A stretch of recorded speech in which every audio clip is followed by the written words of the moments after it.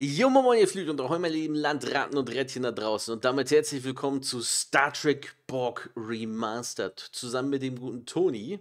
Hallo zusammen. Und das ist garantiert die erste Begrüßung für die erste und einzige Aufnahme, die wir für dieses Spiel gemacht haben. Es gab Genau. Gerüchte über eventuelle vorherige Aufnahmen sind Fake News, würde PK sagen. Technik, Ähm, Difficulties. mhm. Ja, Star Trek BORG, ein im Browser mittlerweile verfügbares remastertes, ich glaube durch KI wahrscheinlich, Mhm. remastertes Spiel von 1996, ein Mhm. interaktives ja, Video-Live-Game, keine Ahnung, was die offizielle Genrebetitlung da jetzt wirklich ist. Mhm. Auf Interaktiver Film. interaktiver Film, das ist eine super Betitelung, finde ich. Du hast gerade noch was Schönes gesagt, auf Englisch. Also, es ist jetzt nur in Nur auf Englisch, wir haben auch Englisch. keine Untertitel oder sonst was, aber ich Mhm. glaube, wir sind alle des Englischen insoweit mächtig, dass wir im Zweifel einen Toni dabei haben, der uns bei Fragen zur Seite steht. Ja, Nein. also es ist ja auch nicht super kompliziertes Englisch. Also mittlerweile, glaube ich, wenn man seit zig Jahren Star Trek guckt, dann sind auch die meisten Begriffe nicht so unbekannt. Weil auf Englisch und Deutsch sind die, glaube ich, gleich, relativ gleich. Ja, zumindest die Technobubble-Dinger, ne? Da Ja, genau, richtig. enden nur die Sachen, die im Englischen meistens auf Y enden, enden bei uns in ION oder irgendwie Ja, sowas. genau. Ja. Guti, ich würde Mhm. sagen, wir starten rein. Wir spielen in 1080p, weil höher geht Mhm. mit meinem Monitor eh nicht. Mhm. Ich habe jetzt nichts vergessen. Wir haben das Fenster gewählt, wir haben Sound Ton jetzt richtig angepasst. Genau. eingestellt. Es kann nur gut werden. Wie gesagt, es ist die erste Aufnahme, ne? Ja, Also, genau. deswegen, Start rein jetzt. Priority message, USS Canale to USS Cheyenne. We are under attack by BORG forces. Repeat, BORG forces. We intercepted two BORG vessels heading on a direct course for Sector 001. Subspace summary is too weak. Unable to learn Starfleet command. If you can read us, do not, repeat, do not send help. We are last. Warn Starfleet. The BORG have returned. Repeat, the BORG have returned.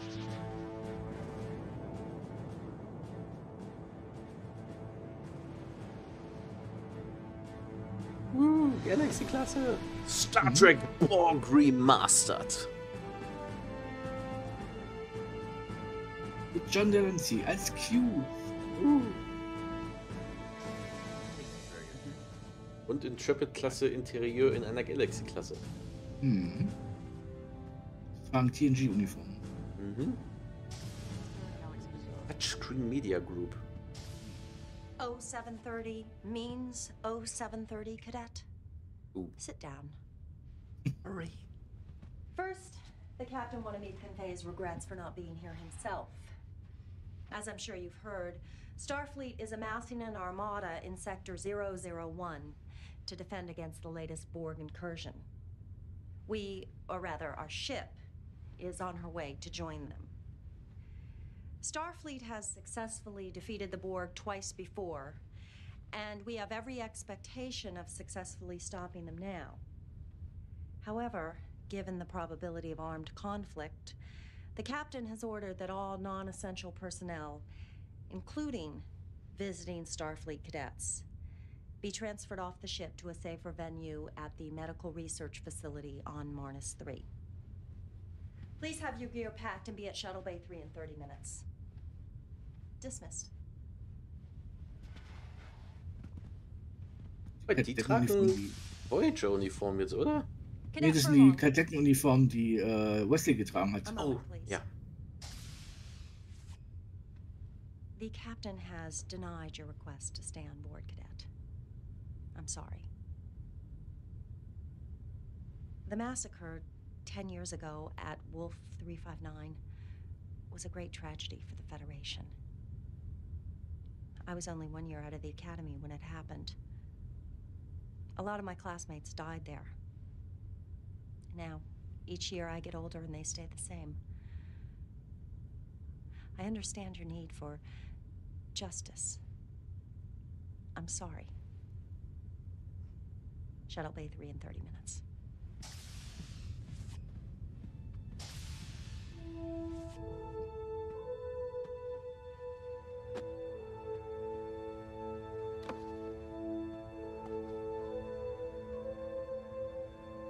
Das ist sein Vater. Temper, young man. What would your father say? How old were you when your father was killed? 9, 10 years old? And you're still not over it?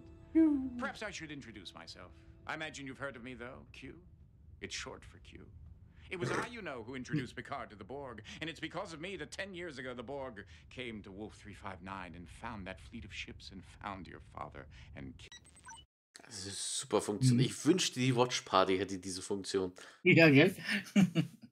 Ist das nicht der eine aus der Voyager-Folge, der den Bajoraner oder so gespielt hat? Es kann sein. Also es sind jetzt keine super bekannten Schauspieler, aber so Gaststar-Level aus irgendwelchen random Fernsehserien. Ich kenne den Vater auch aus irgendwelchen Folgen, also irgendwelchen Fernsehfolgen, aber nicht Star Trek. Okay, das ist der Vater oder sind wir das selbst? Das ist der Vater. Das Das ist ist der sein Vater. Genau. Damit du ganz kurz weißt, wen ich meine. Ich glaube, Voyager, erste Staffel, eine der ersten Folgen, wo 3 Leute von Chakotay Schiff noch so ein bisschen rebellisch sind. Ich glaube, Chell ist dabei, Genau. Bajoraner, der eigentlich jünger aussah wie der, aber irgendwie doch sehr ähnlich. Und noch irgendwie, 2 andere, noch ein älterer Herr und eine Frau. Nee, aber er war es nicht. Er war es nicht? Okay, gut. Und falls Sie alle gefragt haben, in wie viel Zeit wir dafür jetzt brauchen, weil normalerweise wird das Spiel relativ häufig unkommentiert als Playthrough auf YouTube angeboten. Wir werden kommentieren und jetzt, wo ich gesehen habe, dass wir eine Freeze-Program-Funktion haben, wird das ein 8-Stunden-LP. Genau. Nein. Ich muss erst Montag wieder arbeiten, alles gut. Stimmt, wir haben das ganze Wochenende. Ja, guck mal, dann wird es ein 36-Stunden-LP. Yay! Wir machen das. Zu essen einkaufen sollen. Herzlich willkommen zur 5 Minuten Star Trek BORG Podcast. Genau. Dieses Pad sahen wir übrigens zuallererst in der Star Trek Voyager Folge. Nur ein bisschen hell, glaube ich.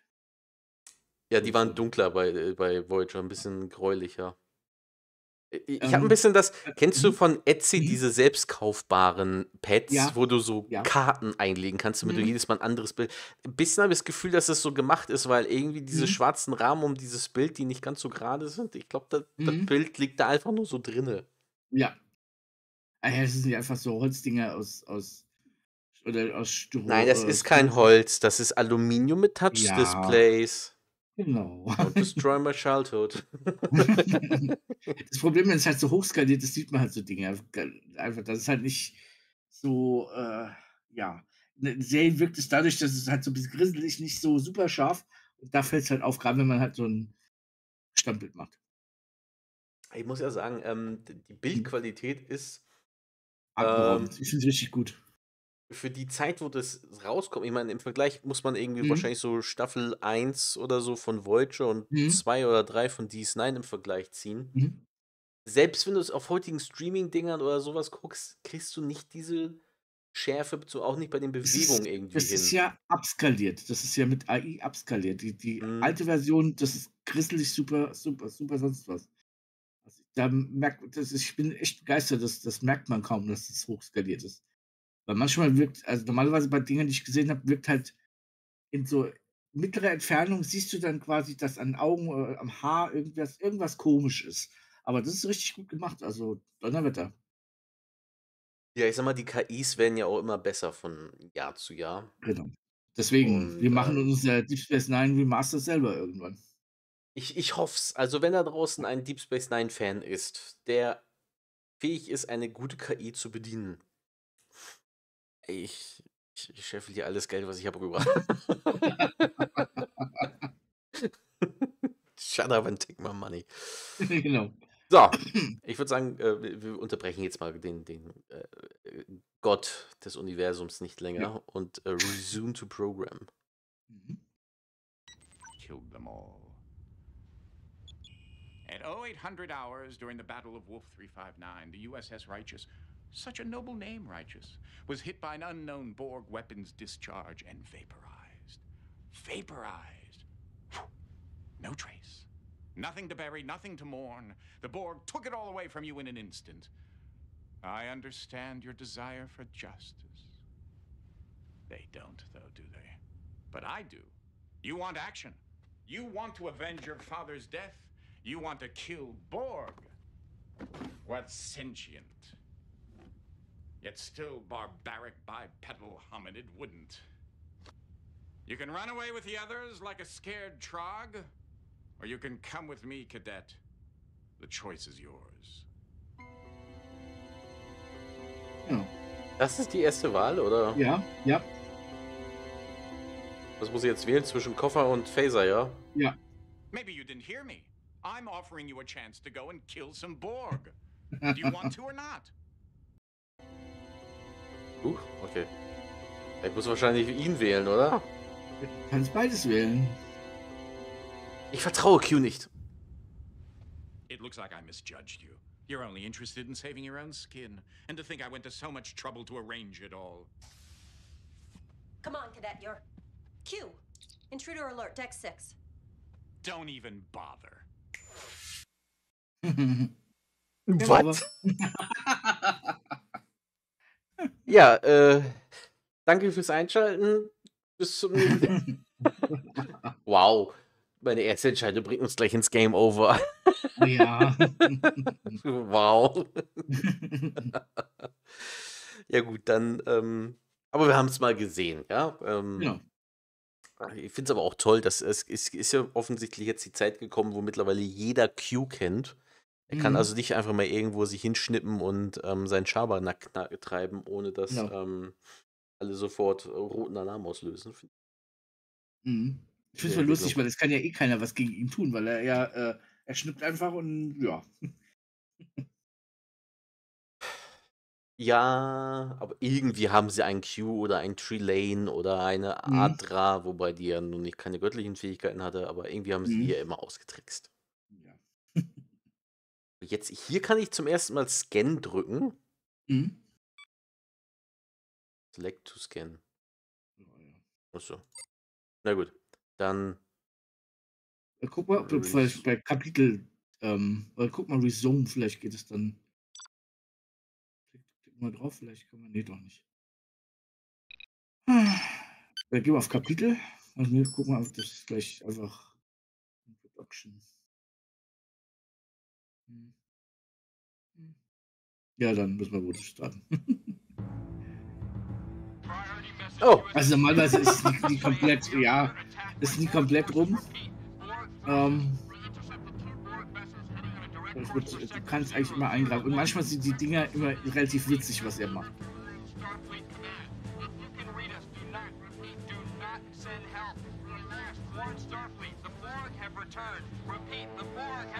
Es ist wahrscheinlich die Schlacht um die Erde in First Contact, um die es da geht.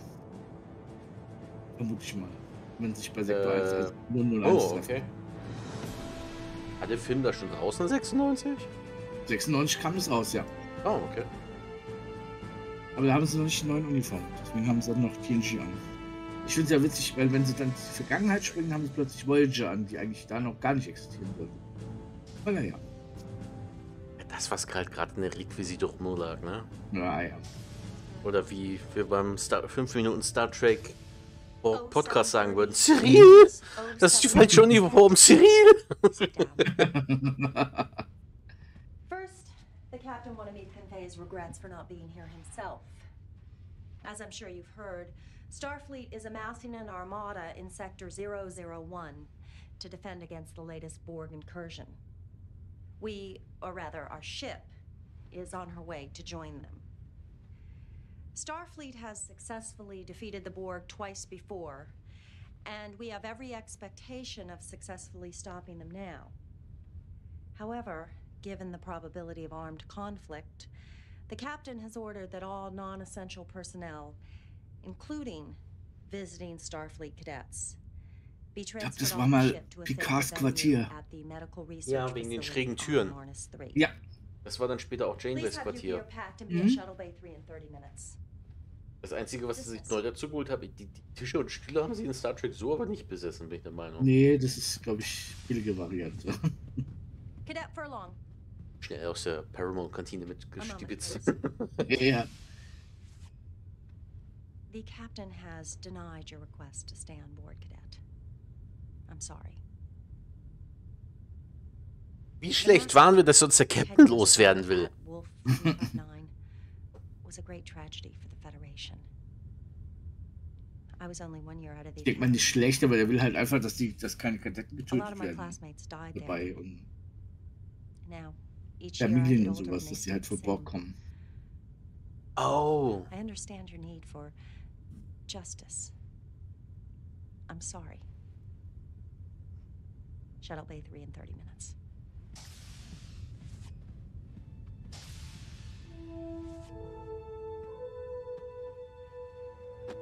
Ich muss sagen, zum Klamotten mit transportieren sie diese Koffer echt ein bisschen. Also wie man in Star Trek 6 gesagt hat, oh, die können ja nachher wieder gebügelt werden. Na, ich glaube, die Zeit, das muss man ja nicht mehr bügeln alles. Das ist ja How alles old were you when your father was magische killed? 9, 10 Kleidung. years old, and you're still not over it? Perhaps I should introduce myself. I imagine you've heard of me, though. Q. It's short for Q. It was I, you know, who introduced Picard to the Borg, and it's because of me that 10 years ago the Borg came to Wolf 359 and found that fleet of ships and found your father and killed them all. At 0800 hours during the Battle of Wolf 359, the USS Righteous, such a noble name, Das sind Righteous, Becken, die kamen was in hit by der an Folge unknown mit Zulu Borg vor, weapons oder? discharge and vaporized. Vapor. In welcher Folge? Die zum 25-jährigen Geburtstag. Flashback. Da hat Tuvok doch mit seinen Kadetten in diesen Betten geschlafen. Das muss genau aus dieser Zeit sein, glaube ich. Diese Stockbetten. 96 kann Star Trek doch nicht 25 gewesen sein. Sind das nicht schon 30? Das war 91, ja. Ich bin mir nicht sicher, oder 30. Ich weiß es nicht. Auf jeden Fall, die Dinger kommen glaube ich, aus der Folge. Hättest du mich jetzt gefragt, hätte ich gesagt, das wären wieder die Betten von Star Trek 6 gewesen, wo immer Oder so. diese, Ja, diese, gut, diese das ist Reaction-Shots der wahrscheinlich. Kadetten so, Mhm. es werden Genau. Aussagen gebraucht von Humanberg und Sumner oder Mhm. irgendwie so. Und dann Ja, werden oder die so, Kadetten, genau. die nachts aufgeweckt werden aus Mhm. ihren Träumen, so, was, wie, wer, wo, was sollen wir? Ja. Auf jeden Fall viel Recycling betrieben, aber es ist schön. Also es passt, es ist alles schön stimmig. Ich weiß, im Nachhinein sagt man immer, es wird viel Recycling betrieben. Gleichzeitig muss ich aber Mhm. auch sagen, die Sternflotte ist ja eine Militärorganisation. Mhm. Und wenn etwas Einheitliches hat, wie Betten Mhm. oder sowas, dann Mhm. ist das eine militärische oder öffentliche Ja. Geschichte. Ja. Dass dann da alles gleich aussieht, ist für mich dann eigentlich der am meisten akzeptierbare Punkt. Mhm. Lächerlich fand ich es dann nur, als dann irgendwann auf der Voyager immer noch dieselben Bilder teilweise hingen wie bei Picard im Bereitschaftsraum genau. oder sowas, aber Mhm. Herrgott. Diese große graue Münze mit den schwarzen Schlitz, die kann man sich halt auch nochmal 50 Jahre später angucken. Genau. Guti, so, wir entscheiden uns jetzt Aber also weiter. für den Phaser. Hätte ich Genau, jetzt damit nicht wir in gedacht. der Ich Zeit dachte, zurückreisen und gegen die Borg kämpfen können. ach, wir reisen in die Zeit zurück. Okay, ich dachte, wir müssen Ja. irgendwie an Bord bleiben, um gegen die Borg, wo dieses Schiff hinfliegt, zu kämpfen. Okay. Es geht ja um seinen Vater. Der ist ja vor 10 Jahren mit der USS Righteous verschwunden. Naja, vaporized von Thanos. Aufgelöst, ja. Geschnippt. Guti, dann resume. Mhm. Vaporized. No trace. Nothing to bury, nothing to mourn. The Borg took it all away from you in an instant. I understand your desire for justice. They don't, though, do they? But I do. You want action. You want to avenge your father's death. You want to kill Borg. What's sentient? Yet still barbaric bipedal hominid wouldn't. You can run away with the others like a scared trog, or you can come with me, cadet. The choice is yours. Okay, ich wollte nur mal testen, ob bei den Entscheidungen ein Freeze Mhm. möglich ist, dass wir im Zweifelsfall Okay. darüber reden können. Aber es funktioniert Okay. sehr schön. Mhm. War da eigentlich, ich meine, keine Ahnung, ob das jetzt ein Originalreplika aus den Serien ist, war wirklich dieser Ladebalken da oben schon immer? Ich Ja. habe den echt zum ersten Mal richtig wahrgenommen in Nemesis, wo der auch geladen hat. Also bei dem Phaser tatsächlich ist der da. Also es gab mal eine Version ohne. Und das hat immer mal wieder gewechselt, weil das ist ja auch schon so Bumerang-Phaser, also der mit einem langen Griff. Bei Next Generation waren die ja kürzer, die Dinger. Ja, und in den ersten 2 Staffeln war vorne noch dieser Dyson-Staubsauger. Mit Staubsauger dran. Genau. Der Dustbuster. Okay.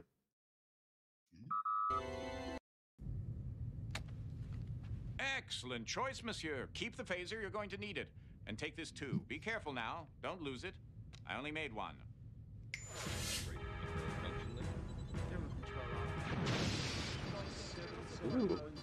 Time! Oh, 7:58, sir. Keep those phasers firing, and where are my photon torpedoes? Armed and ready. Das ist es abgescaled, das ist am BORG Kubus. Let's see if we can shake them up a little, Ensign. Initiating Delta attack, sir. I'm reading a small weakness in the shields. Shields are holding fine. Das ist Power der down Vater, oder? 10%. Weapons Ja, having no genau. effect. Damn, they've adjusted their shields already. Why is it always the difficult species that are the most adaptable? The Borg adapt their environment to suit their needs. True adaptability involves changing oneself to suit their environment. I'm so glad you cleared that up. Recognize this place? You should. You keep a picture of it on your wall. The bridge of the USS Righteous. Your father's ship. The Tolstoy just took a major hit. This is him, isn't it? Well, I can see the family resemblance. I think she's pulling away. The Kyushu's coming on strong. Melbourne and Saratoga have lost power. Tolstoy, Kyushu, Saratoga, Melbourne. Recognize the names? Do you know where you are, cadet? Captain! Intruder alert.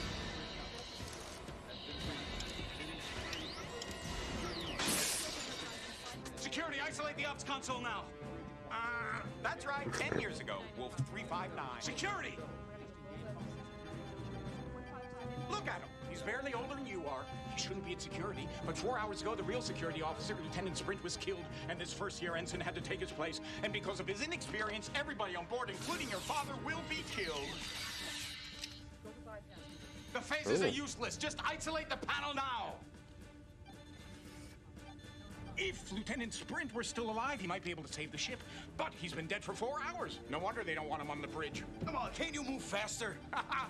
Chief Medical Officer Dr. Thaddeus Quint. He actually tried to save Sprint's life, but as you can see, he failed, the old goat. Well, what'd you expect? He's a doctor, not a security officer. Still, if he had only had a little more creativity. But he didn't. He's bypassed the security lockout. Jetzt mal ganz ehrlich, ja? Kannst du mal schnell was googeln? Ja, gerne. Ich habe das vorhin schon gedacht, als ich sie gesehen habe. Mhm. Ist das Wenn die aus dem 8. Kinofilm, die dem ersten Ensign nachkrabbelt in der Jeffreys-Röhre mit "Soll hier noch jemand sein? Sie- Nicht, dass ich wüsste." Sie sieht so aus, ja. Ich gucke mal. Ich weiß, ich habe Ja, gerade einen schon sehr wieder. ungünstigen Moment bei ihr eingefangen, aber Ja, ich bin gerade am gucken nach den Dings, ja. Schon. IMDb, komm her. die so schreit, worauf Picard dann unten auf dem Planeten wahrnimmt, das, was nicht stimmt. Weißt du, was ich... Das ist Marnie McPhail. Die heißt wirklich so. Oh Gott. Nee. So. Bekannt aus. Kann man auch irgendwo gucken. Hell on Wheels, Soulful, oh Gott. Sliders hat sie mitgespielt, Psy-Factor, Akte X, Beverly Hills, Star Trek BORG, ja genau. Das war die, Okay. genau. Das ist die Tante aus dem Dings, aus der Jeffreys-Röhre. Im ersten, der noch so, soll hier noch jemand sein? Nicht, dass ich wüsste. Ja, Und genau. dann krabbelt sie ihm nach. Ich habe den Namen vergessen, den sie dann noch reinruft. Paul. Paul? Paul, ja. Genau, die ist das. Ha, mein Auge ist gut.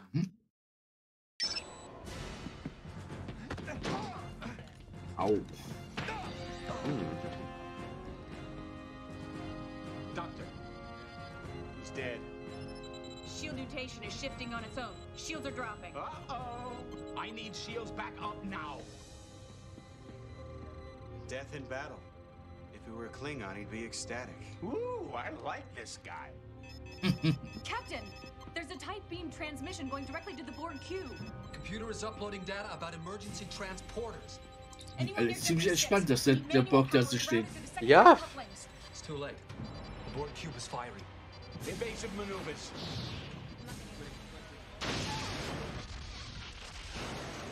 Oh, das Schiff. Ja. Oh. So, now that you've seen your father die, are you ready to avenge his death? Or would you like to try something different? How about a chance to prevent his death? Lieutenant Sprint was killed 4 hours before the Righteous even got to Wolf 359. But if the good Dr. Quint had been able to save Sprint 4 hours before, then Sprint would have been able to save the Righteous, and you would have grown up in the loving company of your father, and all for the want of a horseshoe nail. What say we give the old goat a second chance to save Sprint's life? You're not afraid of a little space-time continuum meddling, are you, Cadet? No, I thought not.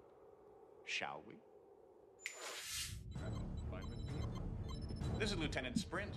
Do you think he knows he's gonna die? I don't think so. Don't bother saying hello. Just makes saying goodbye that much harder. Time, Mr. Furlong. Oh, 400 hours, sir. Is the cube within sensor range yet? Coming up now, Captain. Match speed, stay with it. Setting a pursuit course. Shields up. Intruder alert. Sprint, look out! Shall we dance? Gut.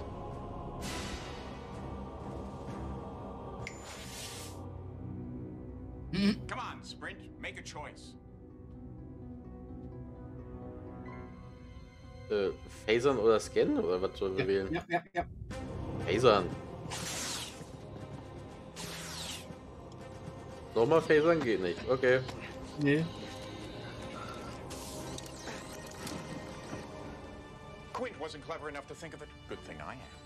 The Borg cube is pulling ahead. It's ignoring us completely. Match speed, keep us within close range. Jetzt ist Scanner, also gewählt, hätte er gesagt, was willst du mal machen? Willst du jetzt die Tote scannen?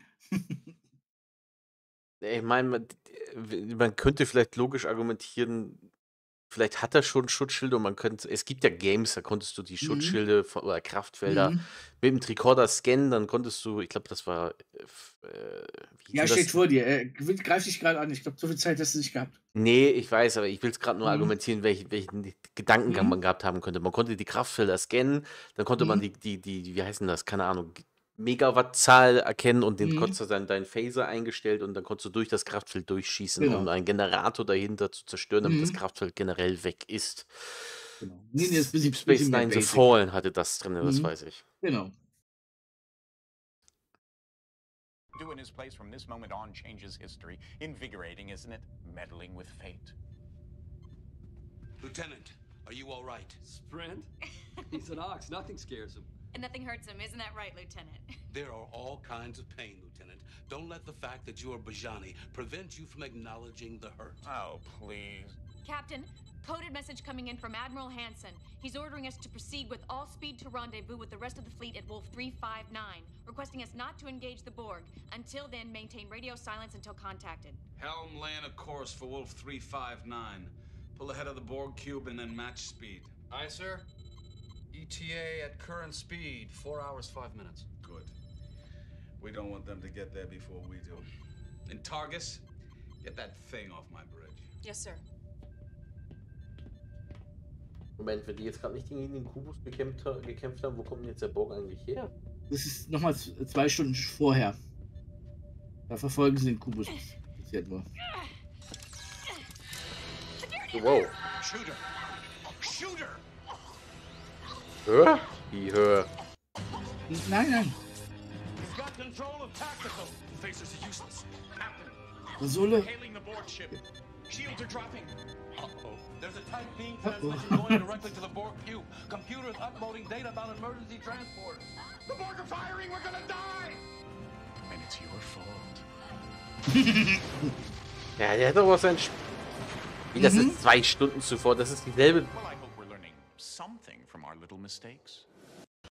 Wie kann das jetzt 2 Stunden davor sein, wenn es dieselbe Sekunde ist, die wir explodieren? Wie vorher. Das ist jetzt, also das war 2 Stunden vorher, da wurde hier der Sprint getötet. Das haben wir jetzt verhindert quasi. Bloß der Borg ist halt nicht richtig betäubt. Also vorher hat er, keine Ahnung, wie sie den beseitigt haben, auf jeden Fall hat er den Sprint erledigt und sie haben dann irgendwie beseitigen können. Und das ist jetzt vorher. Das war ja dann 2 Stunden später, wo dieser Feldrichter die Position eingenommen hat. Okay. Ich interpretiere mal aus deiner Aussage von vorher, ich soll auf die Konsole schießen, Ja. damit die explodiert. Kannst du Okay. natürlich auch auf sie schießen, was Q dann sagt. Ja komm, wir machen jetzt, ich weiß, Manche wollen vielleicht einfach Progress sehen, aber ich will mal sehen, was passiert, Ja. wenn wir unser Ja, Crewmitglied ja. abschießen. Einfach mal just for the Ja. gag. Ich glaube, das ist bei den wenigsten Playthroughs überhaupt mit drin. Die gehen den Mhm. Idealweg, glaube ich.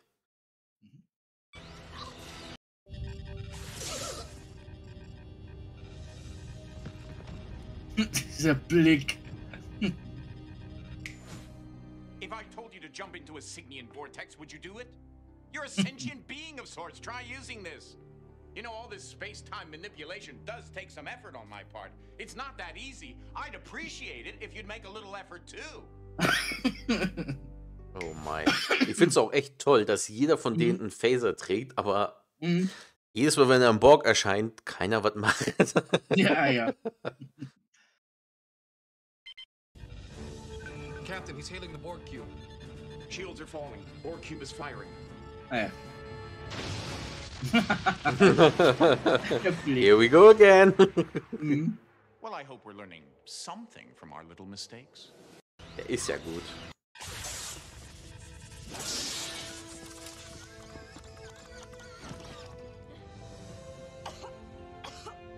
I'm okay.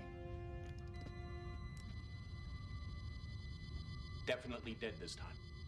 Then get him definitely off my bridge this time.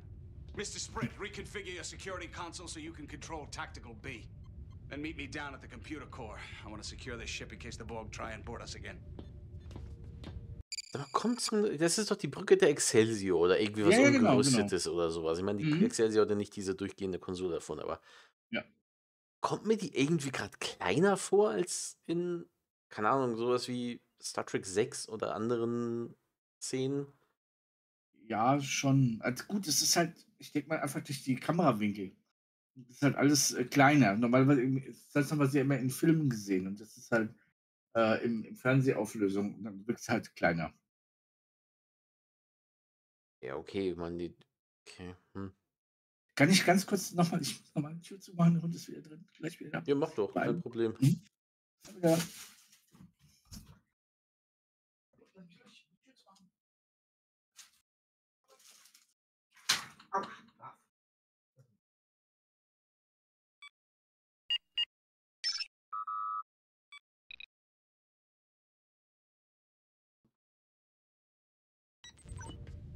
Good shooting.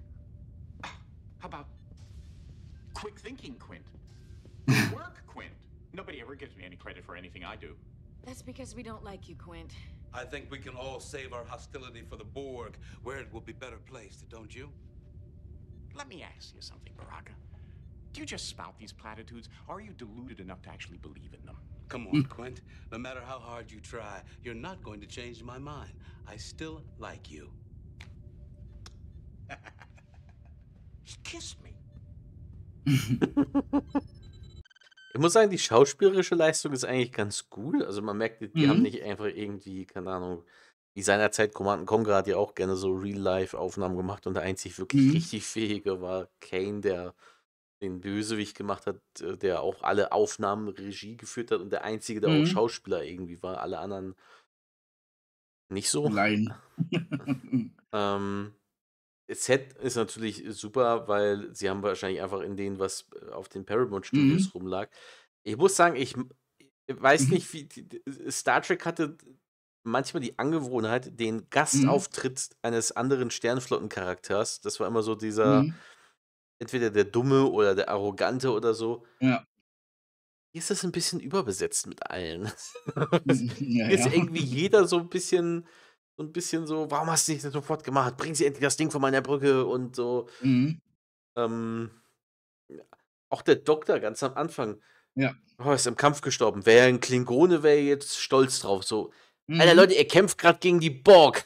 Ja, ja. Selbst Bille hatte da nicht solche Sprüche gebracht. Aber ich finde es cool, die Figuren sind auch gut besetzt. Den Captain Abendropov, den kennt man auch irgendwoher. Und also ich kenne die irgendwoher vom Sehen her. Den Captain kenne ich auch. Auch definitiv aus irgendwas von Star Trek, bin ich eigentlich der Meinung. Barry Lynch heißt der. Bei Star Trek Academy hat er schon mitgespielt. Bei Star Trek Klingon hat er mitgemacht. Oh Gott. Pacific Blue, Hunter, Cobra. Der war der Fähnrich de Save aus Next Generation, der Überläufer zu den Romulanern. Zu den Romulanern? Ja, da gab es doch einen, der ist zu den Romulanern übergelaufen als Fähnrich, weil er dachte, die wären die bessere Wahl quasi. Und dann hat er dann Kontakt mit Spock gehabt und der hat ihn zurückgeschickt, um der Enterprise halt die Botschaft zu überbringen. Ah. Aber da war ich jünger. Das ist schon ein bisschen später. Das war was, 3 Jahre vorher? Okay, krass. Ja, deswegen hat es mich auch gerade gewundert. Ich habe Mhm. einen relativ sehr jungen im Kopf und eine Mhm. Frau, die übergelaufen ist, die eigentlich Vulkanierin Mhm. sein sollte, aber am Ende Mhm. Romulanerin war. Ja. Ähm, keine Ahnung. Ich weiß, ich kenne sein Gesicht aber auf jeden Fall irgendwoher noch. Mhm.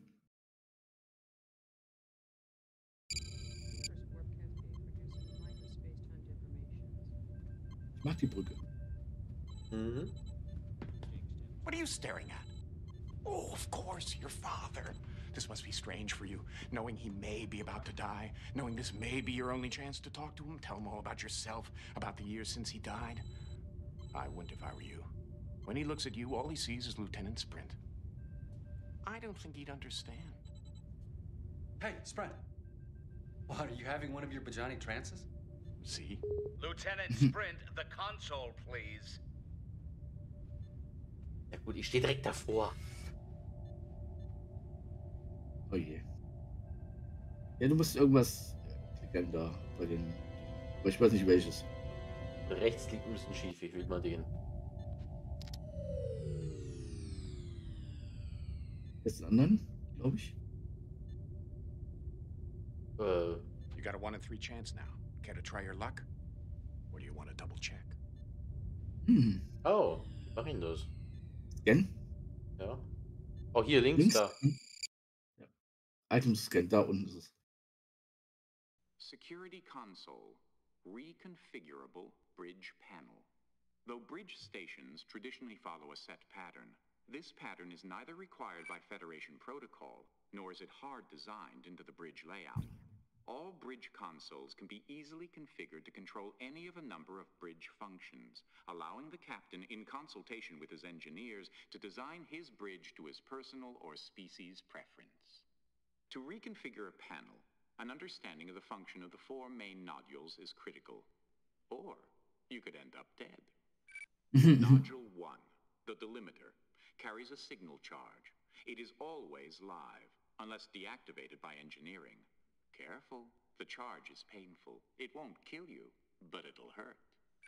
Nodule 2, the power nodule, is the source of power for all bridge stations. It is always live, unless deactivated by engineering. Careful, this one won't hurt. It'll just make you very dead. Nodule 3, assignable nodule. This is one of the several nodules used to define console functions. In this example, the nodule defines the console as a security console only. To control tactical in addition to security, the nodule must be removed. Careful, though. It's hot, live, energized. Not enough juice to kill you, but enough to make you wish you were dead. To turn off the feed, remove. Nodule 4, the conduit. First. Then remove Nodule 3. Replace Nodule 4. Et voila. Now, you're cooking with replicators. Oh, with replicators, okay. Ironischerweise habe ich auch noch den richtigen zuerst gewählt, einfach nur weil der schief lag. Ja, sonst wärst du ganz schön tot. Und der schon wieder. Okay, wie komme ich denn jetzt hier raus? Achso. Ja. Den, ja. Ja, aber ich möchte nochmal. Können wir uns hier so Infos holen hierzu? Ja, klar, über die Leute. Q, member of the Q continuum. Omnipotent, immortal, and an all-around swell guy. Capable of being and doing, well, pretty much whatever I want. It's good to be a Q. Oh my.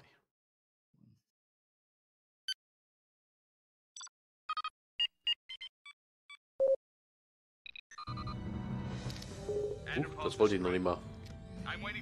Und aus dem Scanner raus. Oh. It's just his way. You'll get used to it. Yeah, but I'd still hurry if I were you. The captain definitely does not like to be kept waiting. Ist okay, aber ganz kurz, ich will noch die anderen Scans eben einmal durchgehen. Ja. Wenn wir das hier schon machen, dann richtig 100%. Captain Nikolai Andropov, human of Greca Colony, Academy class of 40. First Greca colonist to graduate from Starfleet Academy. Stationed aboard USS Righteous as first officer, stardate 35777. Field promotion to captain, stardate 36533, by Admiral Santana. During the conflict at Kikiri 2, accomplished Sunni sound manipulator player.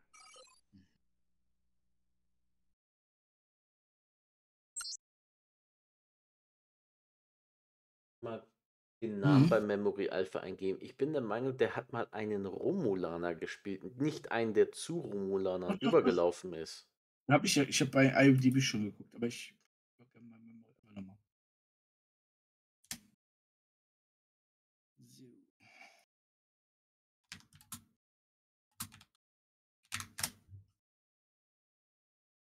So. Genau. Hat Sternflottenüberläufer Stefan de Save in Star Trek Next Generation, 6. Staffel, Folge Der Feind des meines Feindes gespielt. Spielt der da einen Menschen oder einen Romulaner? Ein Menschen. Ja, der hat nur so ein Romulaner Schnitt und Klamotten an. Ach, deswegen, weil ich habe den voll als Romulaner im Kopf. Okay. Die Friese ist zumindest dieselbe. Die Romulaner alle tragen. Ja gut, die ist ja relativ einheitlich wie bei den Vulkaniern, ne? Also. Ensign Anastasia Targus, human, Academy class of 51, currently stationed aboard the USS Righteous. Targus received medical discharge as per Section Alpha 8. That means she was nuts. Stardate 42112, when judged mentally unfit as a result of her capture and torture experience at the hands of the Cardassian Obsidian Order. Ooh, that sounds painful. Reinstated after a year and a half of enforced medical leave, stardate 43616, due to vociferous petitioning by Lieutenant Ralph Furlong and Lieutenant Chorus Sprint. Mal, wir haben eine Vorgeschichte. Also unser alter Ego, das wir im alter Ego spielen. Genau.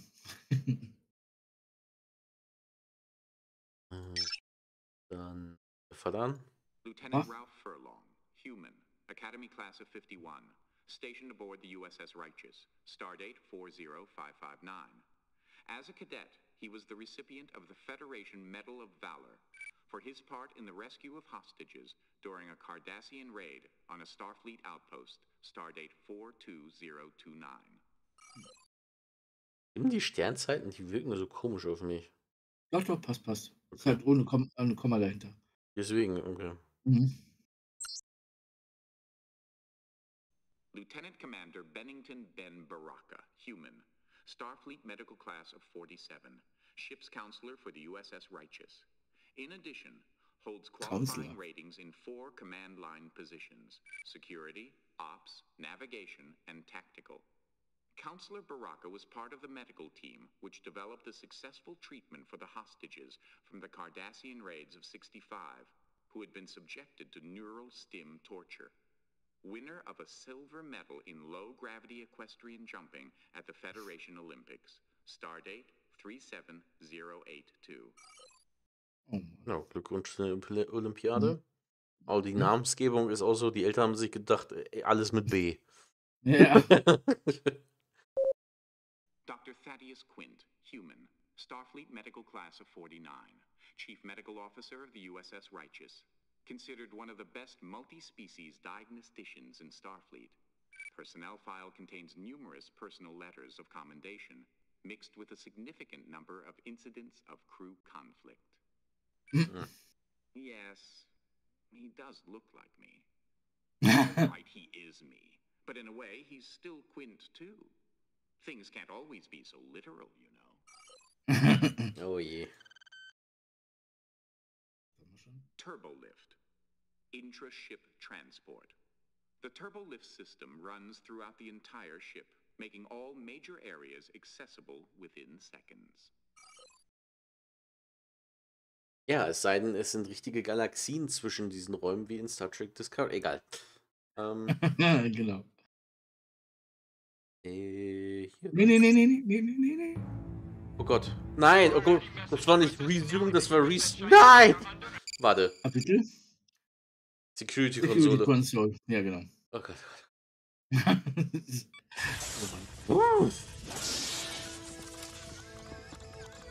Was macht ihr jetzt? Let's do it again. Ja, genau. Definitely dead this time. Then get him definitely off my bridge this time. Mr. Sprint, reconfigure your security console so you can control Tactical B. Then meet me down at the computer core. I want to secure this ship in case the Borg try and board us again. Good shooting. How about quick thinking, Quint? Good work, Quint. Nobody ever gives me any credit for anything I do. That's because we don't like you, Quint. I think we can all save our hostility for the Borg, where it will be better placed, don't you? Let me ask you something, Baraka.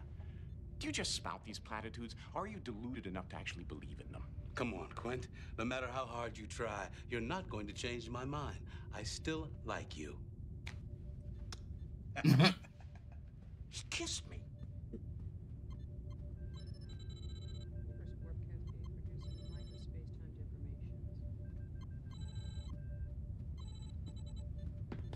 What are you staring at? Oh, of course, your father. This must be strange for you, knowing he may be about to die, knowing this may be your only chance to talk to him, tell him all about yourself, about the years since he died. I wouldn't if I were you. When he looks at you, all he sees is Lieutenant Sprint. I don't think he'd understand. Hey, Sprint. What, are you having one of your Bajani trances? See? Lieutenant Sprint, the console, please. Ja, aber sie gefährlich mit den Stühlen auf der Brücke. Ist das nicht der von Tom Paris? Ja, nee, aber diese Standard muss noch.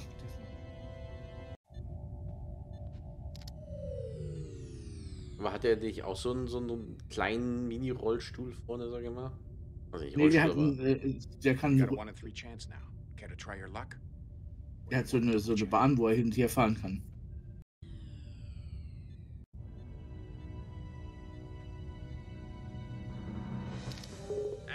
Sprint. I'm waiting for you down in the core room, Lieutenant. Now! It's just his way. You'll get used to it.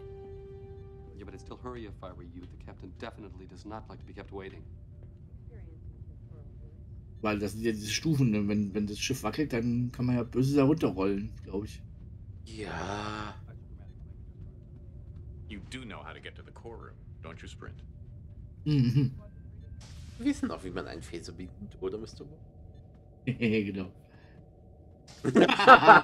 Ja, ich seinen Spaß dabei gehabt, glaube ich. So, jo. Und müsste das Pad nicht beleuchtet sein? Nee, das ist nur einfach so draufgeschraubt. Ja, dann mach mal. Oh Gott. Wo soll ich Einfach mal irgendwas wählen. Einfach irgendwas auswählen. Das ist lustig.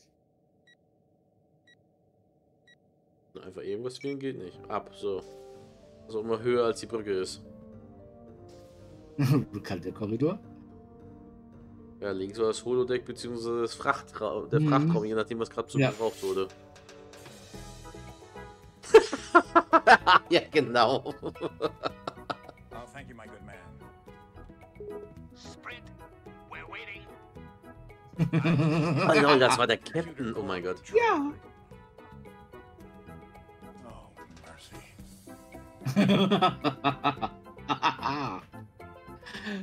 Also die hatten in den 90ern guten Humor. Ja. Why? Because I can. Herrlich. Ja, was ist denn das? I don't know the destination code, lieber Computer. Down? Enter? Ja, also.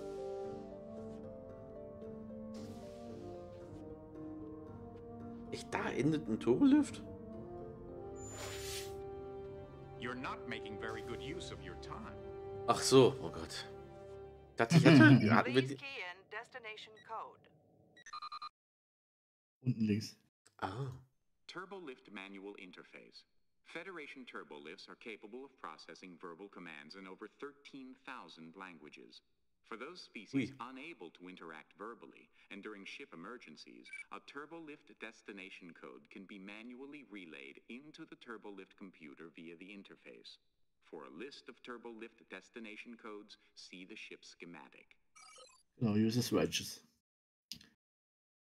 Meine Frage, Auf das dem- heißt das dann, ja. dass dieser Turbolift tatsächlich besser ist als C3PO? Ja. Cool. Star Trek Rules. USS Ja. Righteous schematic. A general Computerkern. overview of the USS Righteous. Key areas such as bridge, crew quarters, engineering, computer core control are highlighted. More information is available on all areas, including turbolift designation codes. Was ist, wenn wir jetzt hier, sagen wir mal, Crewquartiere rausfinden und dahin fahren? Ja, können wir machen. Ich glaube, es gibt nur 3 Cutscenes. Die beste haben wir, die war die erste. Ja, okay, dann fahren wir zum Computerkern. Mhm. Gott, auch noch so Eins, lang, fünf. ey. 150, 619, okay. Ja. Wie komme ich hier raus? Scan. Wo Links. ist- Im Menü. Ach, da. Dann? Hast du es gemerkt? 150, 619. Gut, okay. Nochmal. Resume. Nee, Resume. Hat er was gemacht? Nein, musst eingeben. Hä? Really need to learn to make better use of this equipment. Ja, hab ich, ja. Oh, that's right. I keep forgetting the difficulties of dealing with your limited humanoid mind. If it's not right in front of you, you don't notice it. I've given you a tool to see beyond the superficial veneer of reality to a Okay. deeper level of knowledge and understanding, and you ignore it. I should be hurt, but then again, I'm not the one who keeps getting killed. Ja, ist ja gut, aber dann merken wir uns, es gibt halt keinen Feedback-Sound, okay? Ja. Mhm. Also, 1, 5, wo sind die 0? Ach, da unten 0, 6, 1. Hä?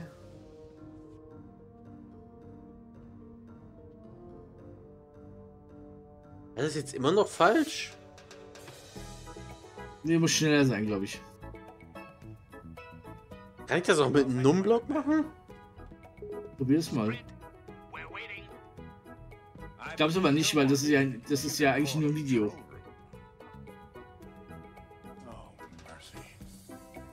Oh, mercy.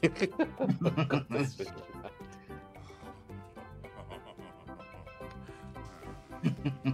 Oh.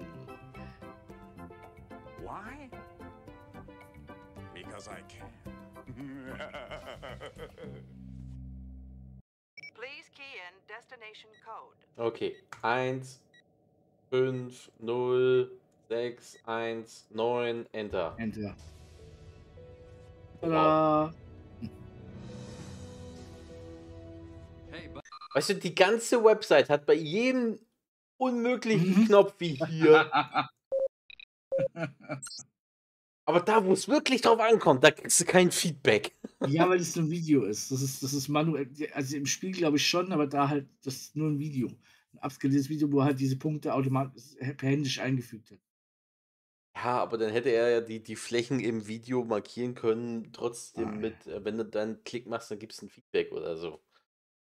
Im Browser. Kennst du den Raum? Kennst du den Raum? Ja, es ist der halb abgesperrte Maschinenraum der Voyager. Genau.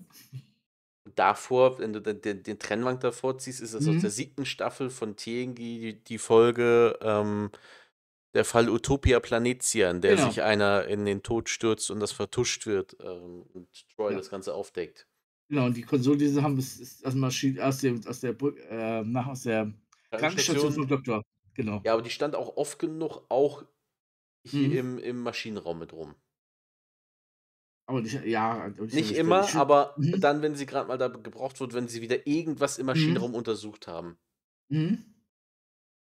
Ist Weil so. sind ja auch noch nicht genügend Computer und Schaltflächen im Maschinenraum vorhanden. Da muss Nee, man ja, halt nochmal so ein überhaupt Ding hinstellen, aber Mhm. Aber ein Upgrade, die Leute haben jetzt hier zumindest überall Stühle. Auf der Voyager hast du ja nirgendwo Stühle stehen im Maschinenraum. Das stimmt. Mhm. Schön Capisco oder wie sie heißen, die es heute nicht mehr gibt. Leider. So ist der Maschinenraum so abgedeckt. Also Das der ist, Warpkern ja, weil eigentlich. das ja nicht der Maschinenraum ist, das ist ja der Computerkern. Soll das sein. Oh, ach, diese Tricksters. Mhm. Buddy, I guess I beat you down here. Mr. Sprint, I am a very tolerant captain, except when it comes to punctuality. I suggest you become more familiar with this ship's layout so you don't keep us waiting again. Do I make myself clear? Dann schickt mal der Ingenieur in deinen scheiß Turbolift, dass diese verdammten Tasten endlich mal ein Feedback-Signal von sich geben. Danke, Captain.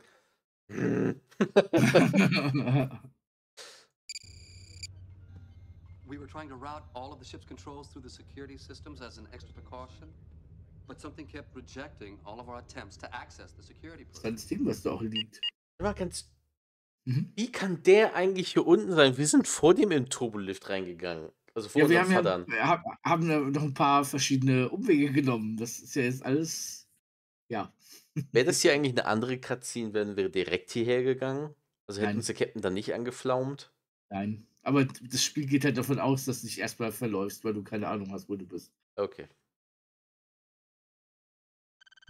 And that's when we found this. It's obviously Borg. But how did it get on the ship? And what is its purpose? It seems to be Gut gemacht. tied in directly to the security systems, locking us out. Question is, how do we remove it? Sprint, you're the security officer. What do you think? Gibt die ganze Konsole ins Weltall und zerstört sie.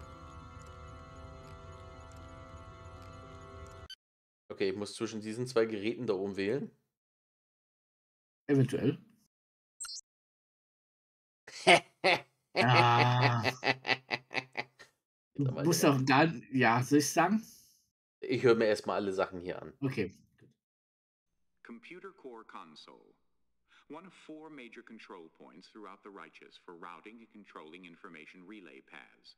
Controls all ship input-output ports and interfaces with the main computer core. USS Righteous schematic. Non-standard technological implant. Borg in origin.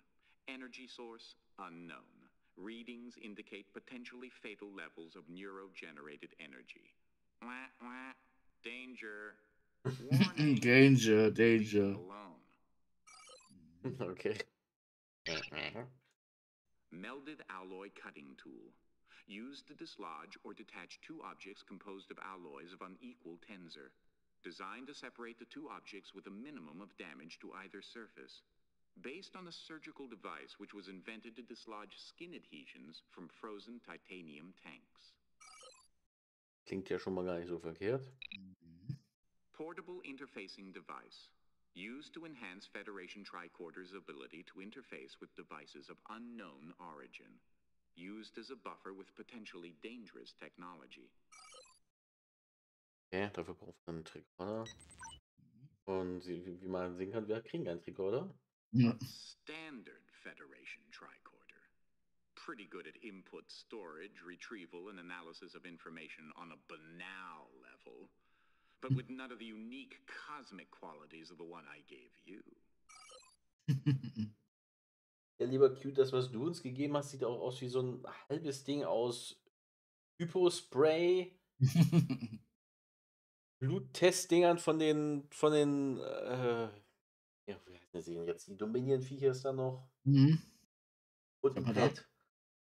Nicht Jamada, wer sind denn die noch? Gründer. Mhm. Ja, und eigentlich ist es ein umgebautes Ding, was der Sammler benutzt hat, der Data damals gefangen genommen hat. Da kam das Ding schon mal vor. Das haben sie jetzt ins Star Trek Pad, also ins Sternenflotten-Pad einfach umgebaut.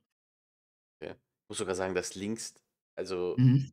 es sieht besonders aus, ob sie da einfach irgendwelche Anschlüsse von so einem Gardena-Schlauch oder so aus Messing Ja, so ein bisschen. angeschraubt haben. Ja. Ja. Okay. Ich habe keine Ahnung, wo der Tricorder sein soll. In meinem Bild habe ich jetzt die Auswahl zwischen diesen zwei Geräten und in meinem Puls würde ich sagen, ich schneide mich hiermit das Ding da ab. Ja, was hat Q gesagt, als du auf das Gerät gegangen bist? Lass es in Ruhe. Leave it alone. Das hier. Ja. Also soll ich nichts damit machen? Ja, mach du einfach. Wir kriegen Cutscenes. Wir werden sehen. Also das explodieren wir halt. Technological implant.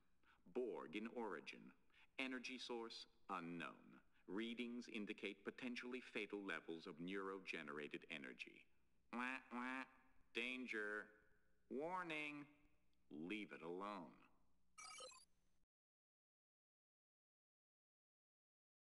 Könntest du nicht einfach da lassen? Mach du einfach. Ich schneide das Ding jetzt ab. Also, okay.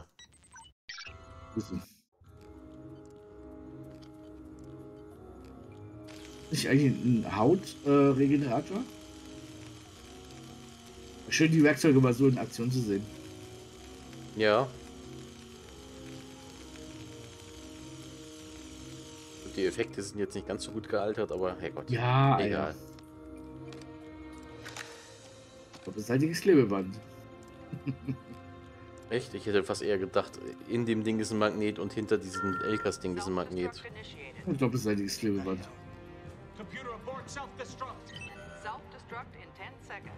Bridge, override all security systems. I can't, Captain. 5 seconds. I'm locked out. 4, 3, 2, 1. Schön. Okay. Meddling with things you don't understand again? You know, I think I'm learning something here. Hubris. That's what I don't like about you people. Your ignorance of the working of the galaxy is unparalleled, and yet you continue to blunder ahead as if you knew what were going on. The Borg, on the other hand, really seem to know what they're about. If only they had more personality. In fact, if they had any personality, I might consider spending more time with them. But for now, don't touch what you don't understand. Schön.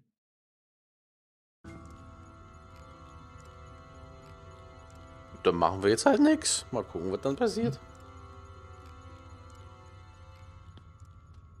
Mr. Sprint is right. Until we know more about Borg technology, I don't think we should make any attempts to interfere with the implant directly. Captain, we were within transporter range for only 6.7 seconds. I don't see how the Borg transported to the bridge and implanted the circuit unless... Unless there were two of them. If there is another Borg on this ship, he's found a way to screen against our usual senses. I'll get targets to scan against anomalies. See what you can do to help.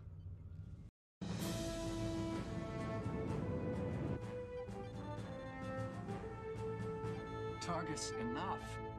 You've got the scans so sensitive, they're going to alert us if a particle of dust falls. If that particle of dust falls off a Borg, then I want to know about it. You're too cautious. You're too lax. Sprint, tell him. You know, if it weren't for me, you guys wouldn't have had any fun at the academy. If it weren't for me, you guys wouldn't have graduated from the academy. What? Oh, Lieutenant Furlong, Lieutenant Sprint, and Ensign Targus. Somehow that's not quite how I pictured it. That's not your fault. Every time I see that thing, it reminds me of how much courage it must have taken for you just to be here. And of how much we both owe Sprint. Just don't let Sprint hear. His head's big enough already. What exactly do you owe him? You'll spend the rest of your life a slave to technology. I'm not a slave to it. In 6 months, a year at the most, I won't even need this. In 3 hours, 4 at the most, we won't even be alive. Unless we're Borg. 3 Stunden später klettert sie einem Fenrich Lynch hinterher in eine Jeffreys-Hütte und wurde assimiliert. Genau. Dr. Quinn is testing the boundaries of the humanoid ability to maintain affection for him, which he thinks he's not worthy of. So what he does is he tries to make everyone dislike him. Well, he's very good at that. He's right about one thing. We could end up as Borg, and I know the last thing I want to have happen to me is to be assimilated into the collective. We won't let it happen. To any of us, better dead than Borg. Agreed? Even Quint. Not even Quint deserves to be Borgified, but the Borg definitely deserve Quint. We got him. Somewhere in Jeffrey's Tube 6. Sprint, furlong. Take a couple of fully charged phasers, flush out the Borg, and neutralize them. Understood? Yes, sir.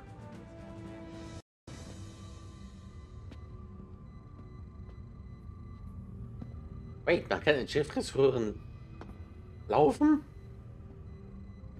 Also Das ist die Jeffreys Röhre aus First Contact, wo Beverly mit der Hand von ihren Dings raus. Die waren da größer, ja. Da rechts war Lily, glaube ich, drin mit. Ja, genau, wo sie auch Picard dann angreift, glaube ich, ja. Ja, genau. Schön, die mal wiederzusehen. Die hat man danach auch nicht mehr gesehen. Ja. The reading's not clear.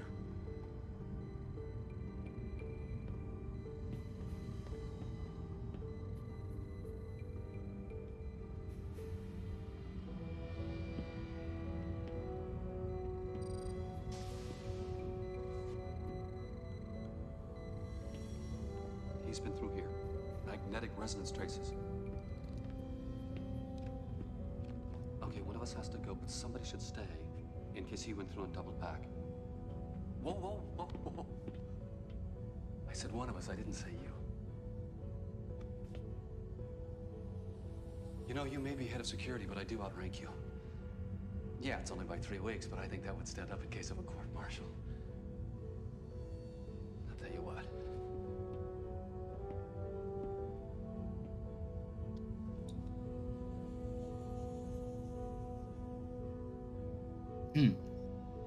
Oh. Interesting. Mhm. Leg mal fest, First Choice machen wir. Well, if you're not gonna play, sprint behind you! Ah! What?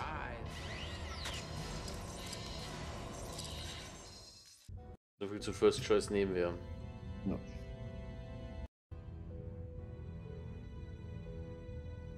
I win. Ach, wie gemein.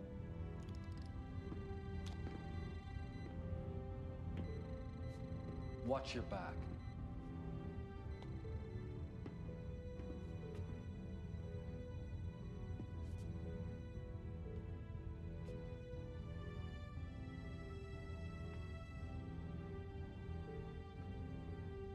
Also wenn er irgendwas drin rumklettert, müsste man es doch eigentlich hören, oder?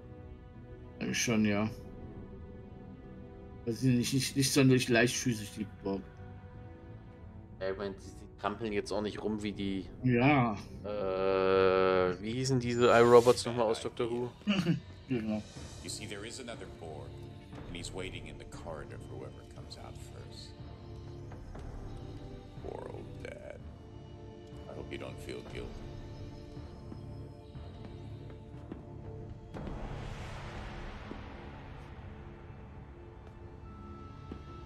What? Remember what you said. Better dead than Borg. Kill me. Welche...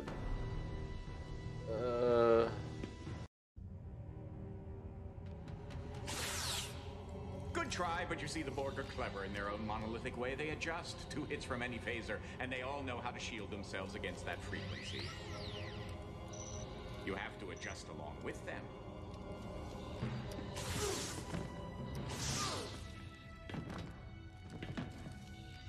You did say you wanted to kill Borg, didn't you? I like the irony of it.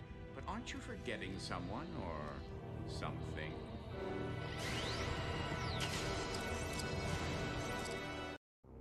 Rise and shine. Rise and shine.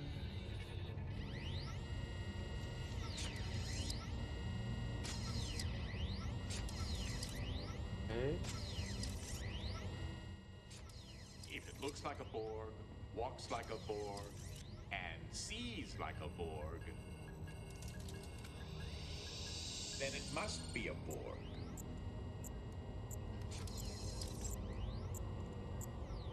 You're wondering what you're feeling? That's pain. No Borg is an island unto himself.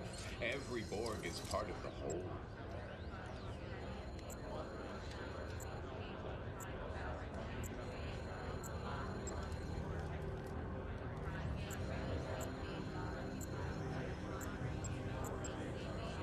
Do you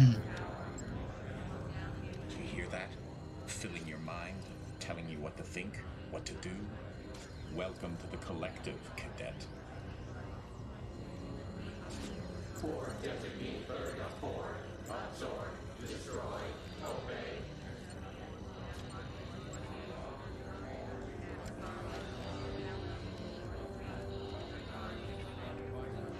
Time to go assimilating.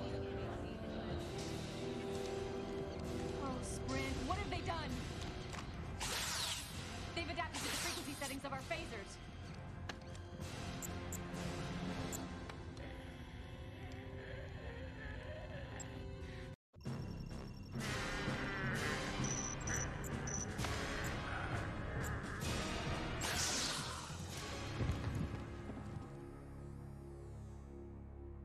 Is it dead?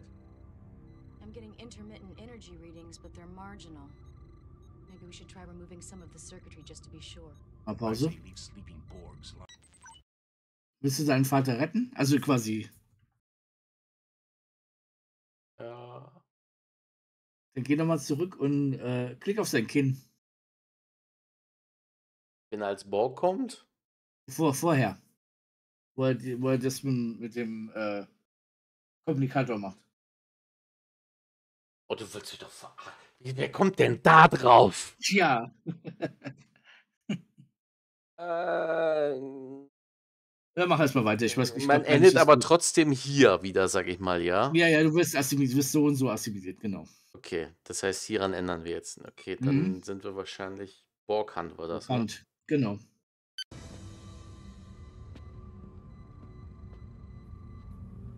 Ich habe die ganze Zeit darauf gewartet, dass gleich einfach dieses Game Over kommt, so, keine Ahnung, Vater stirbt, wir selbst werden assimiliert, jetzt helfen wir auch noch, uns zu erschießen, so, hä? Wo geht denn die Storyline jetzt hier? Ey?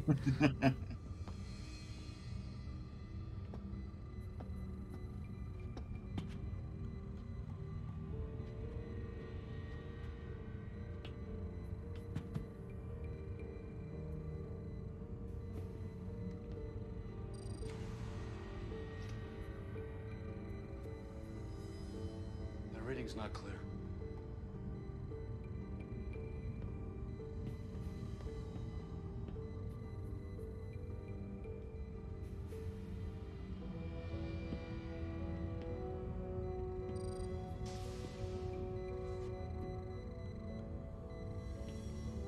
He's been through here. Magnetic resonance traces. Okay, one of us has to go, but somebody should stay in case he went through on double back. Whoa, whoa, whoa, whoa. I said one of us, I didn't say you. You know, you may be head of security, but I do outrank you. Yeah, it's only by 3 weeks, but I think that would stand up in case of a court-martial. I'll tell you what.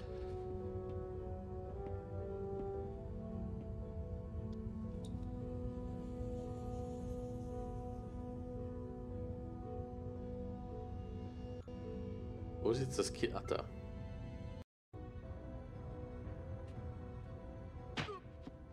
Wow. Nett. Phaser, genau.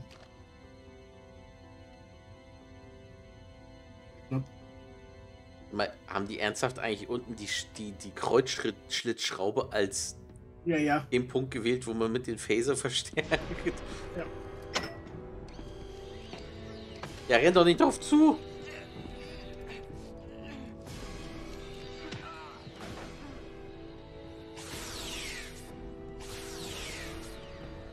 They've adapted to our phaser settings. Genau.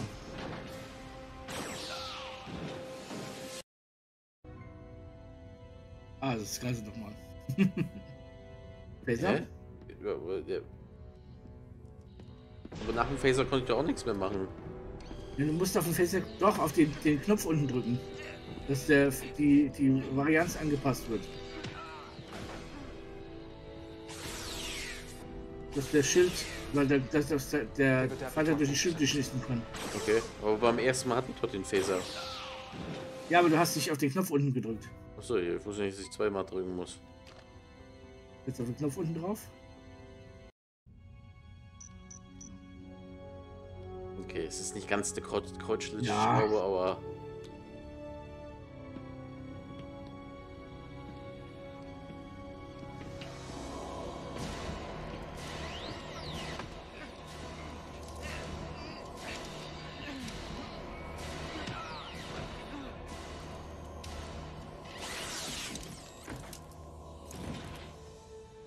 Good idea.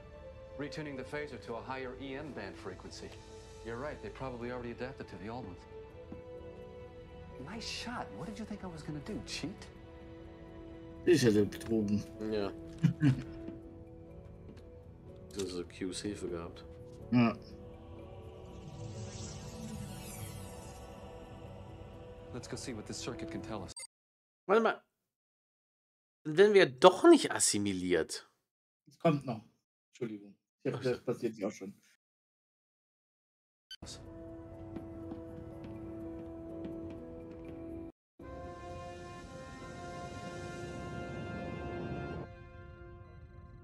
No, I'm just not getting anything useful from it. Maybe if we hooked it into the ship's computer and had it analyzed. I'd like to know more about it first. Can't you interface your tricorder with it? Maybe, but I don't think I'd get any more information. Sprint, what do you think? Pause. Scan? Ja, kannst du mal probieren. BORG Designator Interface Circuit. The central cybernetic element of all BORG. The circuit contains each BORG unit's identification labels and any information not yet uploaded to the collective. If a circuit is removed, the BORG's self-destruct process is initiated and all remaining biological and cybernetic components are vaporized. Yuck. Messy. Mhm.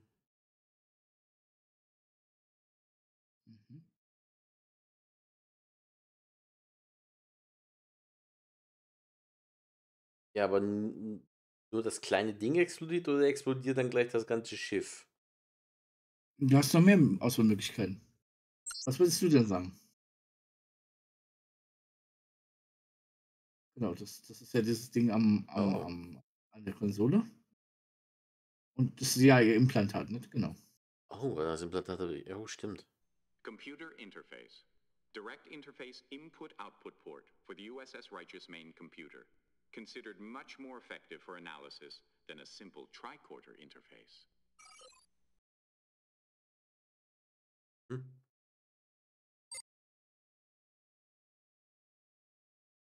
Standard Federation. Okay, das ist derselbe Text, den wir schon mal hatten. Bioneural implant.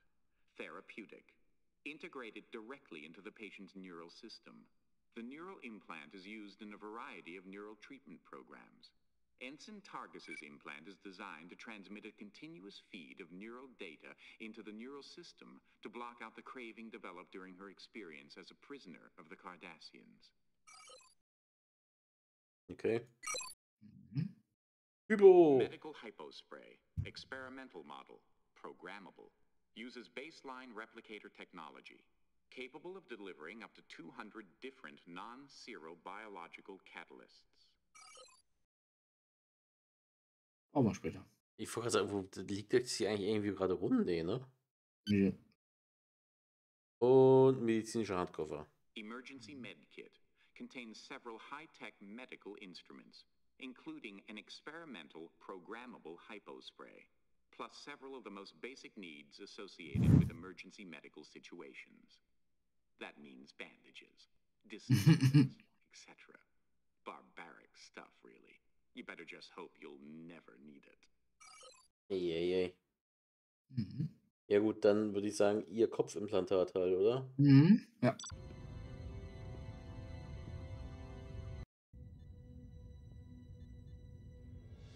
What? My implant. I don't understand.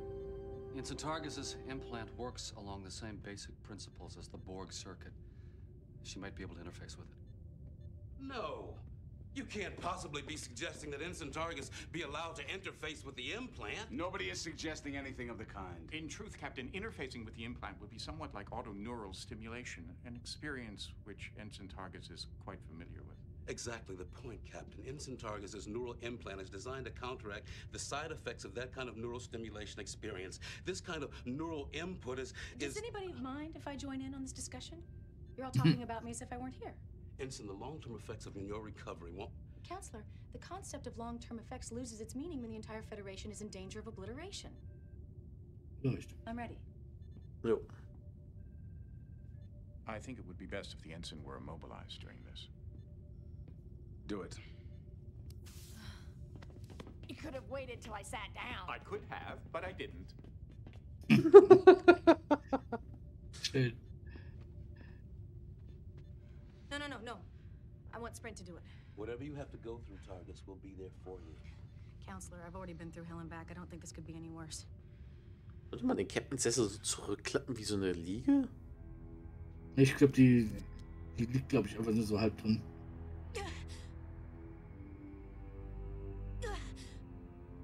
She's in agony. You've never had to deal with pain, have you, Sprint? Shut up. Assimilation! Technology! Channels! Subspace channels! The Borg implant taking over systems! Communication with collective! Jam systems! The Borg implant is getting its orders from the Borg collective. How do we jam the signals, Targus? Shields. Modulate mutations. 0.6525 of normal. Now! Do it! Modulating shield mutation. The Borg cube is scanning us. What's happening with those shields, Mr. Furlong? Almost there, sir. They're firing! Die standen wir die ganze Zeit von dem Kubus? They've stopped firing. Okay. The shield settings must be in sync with the Borg scanners. They sense us as being part of the collective. Alone! We are... Resistances! You will be assimilated! The shield has cut off the Borg circuit from the Borg collective. We've got to disconnect her. Kill me! One more CC of neuroblock and she'll be a vegetable for life. Do you want to be responsible for turning Ensign Targus into a Bolian zucchini?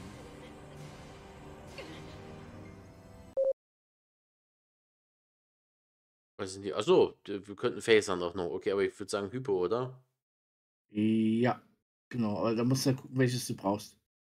Die welches? Ja, doch nur das eine. Ja, aber das ist ja programmierbar. Achso, na ja, gucken wir mal. Ja, oder so.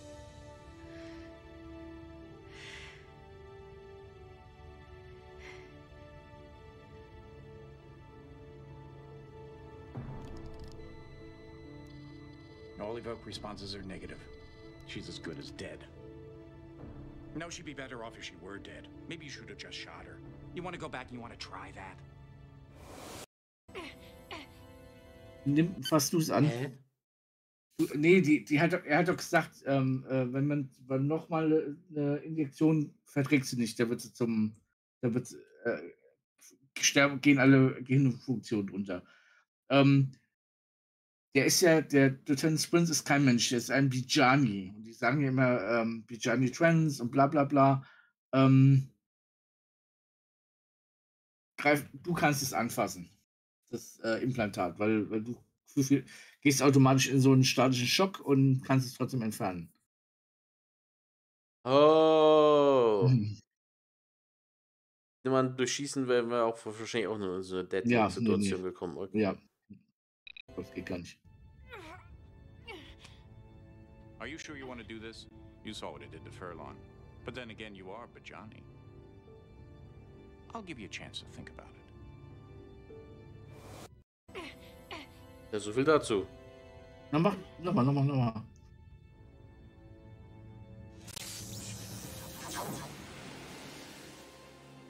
No. You're not dead. You're unconscious. In the Bajani pain trance. Interesting phenomena. I'm not sure what its evolutionary... Kennen wir diese Spezies Bajani? Nein. Fürs Spiel halt. Wieder auf, nein, ja? Nie wieder. Okay. Benefit was for the Bajani something like a Terran possum, perhaps. Oh, look. You're regaining consciousness. Welcome back, Lieutenant. I guess this means I owe you my life twice, huh, Sprint? I've never seen anyone go into a Bijani pain trance before. Interesting. You were clearly unconscious, yet your body managed to finish the task at hand. I suppose it's part of the survival mechanism. Quick thinking. Next time, though, warn me. While you were out, we did a diagnostic on the computer systems. The Borg implant is continuing to rewrite code. I'm sending an away team over to the Borg cube to see if they can find anything that'll help us disable the implant. Targus and I are going, but we could use a third. I don't know if we'll get out of there alive. I won't order you to go, Lieutenant. Oh, we few, we happy few, we band of Borg. They're turning this into some heroic escapade, trying to make it impossible to turn down. I'll go. We don't need you, Quint. We need someone we can trust. Gibt es keinen zweiten Offizier? Also keinen ersten Offizier? Coming?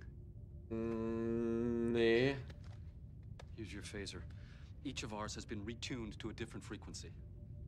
Here, take this. I don't think we need an emergency med kit. If things get that bad, we're probably dead. There are many ways to die. Some of them are more painful than others. There's an emergency hypospray programmable for neuro painkillers just in case. You do know how to use it, don't you? We're coming alongside Glaube, the der Borg Hinweis? cube. Good luck. Energize. Bevor ich es nachher wieder nicht verstehe. Was war jetzt der Hinweis? Weil ich habe das nicht ganz verstanden. Wir haben ja gesehen, wenn er irgendwelche Schmerzen erleidet, dann geht er automatisch in diese Trance. Ja. Und wir sind ja vorhin schon assimiliert worden. Und damit kannst du quasi unterbrechen, weil er behält ja trotzdem, wo er auch assimiliert worden ist, hat er ja trotzdem den Doktor noch den Dings dazu gebracht, dass er sich selber anschießt, quasi. Dann behält er nämlich seine Persönlichkeit. Also er wird nicht komplett assimiliert. Das muss er, glaube ich, dann mit dem Hypospray, wenn ich mich richtig erinnere, dann einstellen. Da gibt es so eine Einstellung, bei Scan hast du ja auch gesehen, dass gegen diese Bijani Schmerz Trance quasi. Also das musst du dann benutzen quasi. Okay.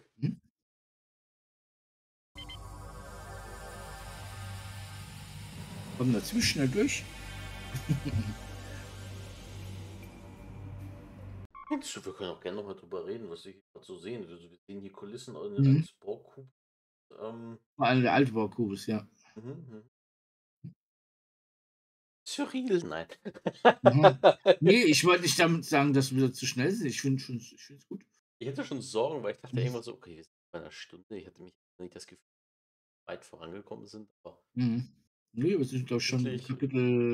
Kapitel 9 von 10. 8 von 10. Okay. Ich meine, ich hätte wahrscheinlich einfach hier auf Chapters klicken können, aber ich traue mich da jetzt nicht Ja. klicken, weil. Ja, genau.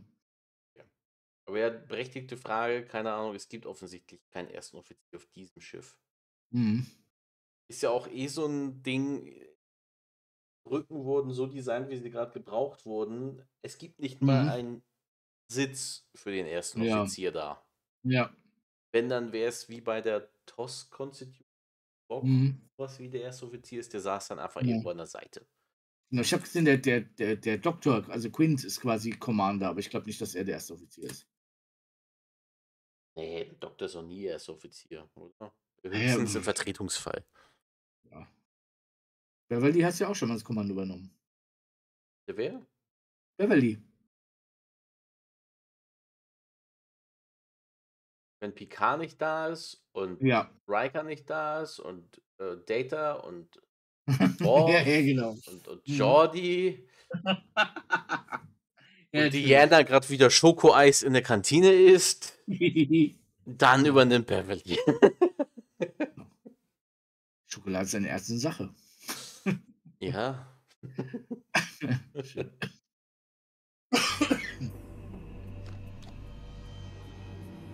Oh nein. Ist das ein Sarkophag der Goa'uld? Ja, genau.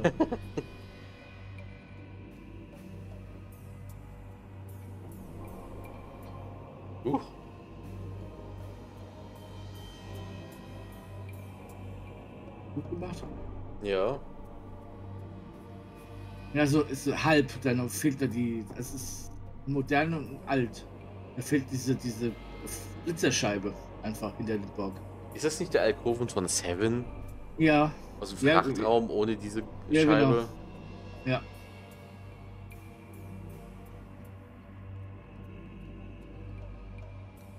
Ist so ein cooler Zwischenschritt zwischen First Contact und Man merkt auch, das ist eigentlich ein anderer Raum, in dem man ein paar ja, Borgkulissen ja. aufgestellt hat, die gar nicht hoch genug sind für die Decke Ja, ja, da. genau. Richtig, ja. Okay. Wait, ich habe gerade nicht hingehört, was sie gesagt haben. Jeder soll einnehmen oder was war die Absprache? Ja, genau, aber denk dran, Borg, was machen Borg? Die passen sich den Wenn man Signalen sie, an. nein, sie greifen nur an, wenn sie sich bedroht Oh fühlen. Gott. Also als Nicht-Trekkie kommt man hier gar nicht durch, habe ich das Gefühl. Ja, du brauchst halt mehrere Durchläufe.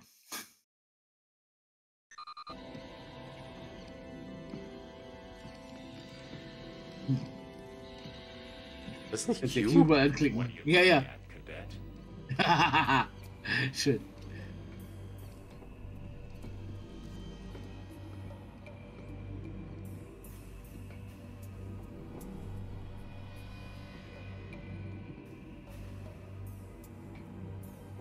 Ich finde, wenn man diese Borg-Sachen dann so standalone in so ein eigentlich.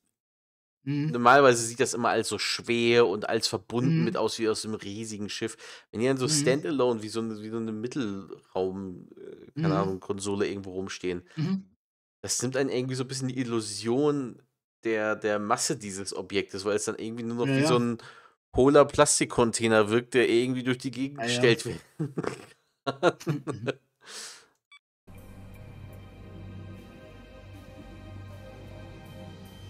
Das ist halt auch kein, immer dasselbe Display. Es ist halt einfach so statisch ist und keine Animationen drauf sind. Das ist halt auch so ein bisschen. Ja, Gott. Pretty standard interface. Odd. Why? Well, most of the Borg we've seen. Ich kann mich auch gerade an kein. Also es muss ja irgendeine Voyager-Konsole da sein, nehme ich mal an. Ja. Vom Design her. Ich kann mich jetzt auch gerade nicht daran erinnern, wann die das hatten. Also haben die wahrscheinlich einfach für dieses Spiel irgendwas Einfaches designt, wo sie dann dieses Zeug drauf gedruckt haben. Ja, genau. Das ist ja einfach nur, der Okuda sagt, das ist Borg-Spaghetti quasi, weil es sieht aus wie Spaghetti, die man auf eine Oberfläche geschmissen hat.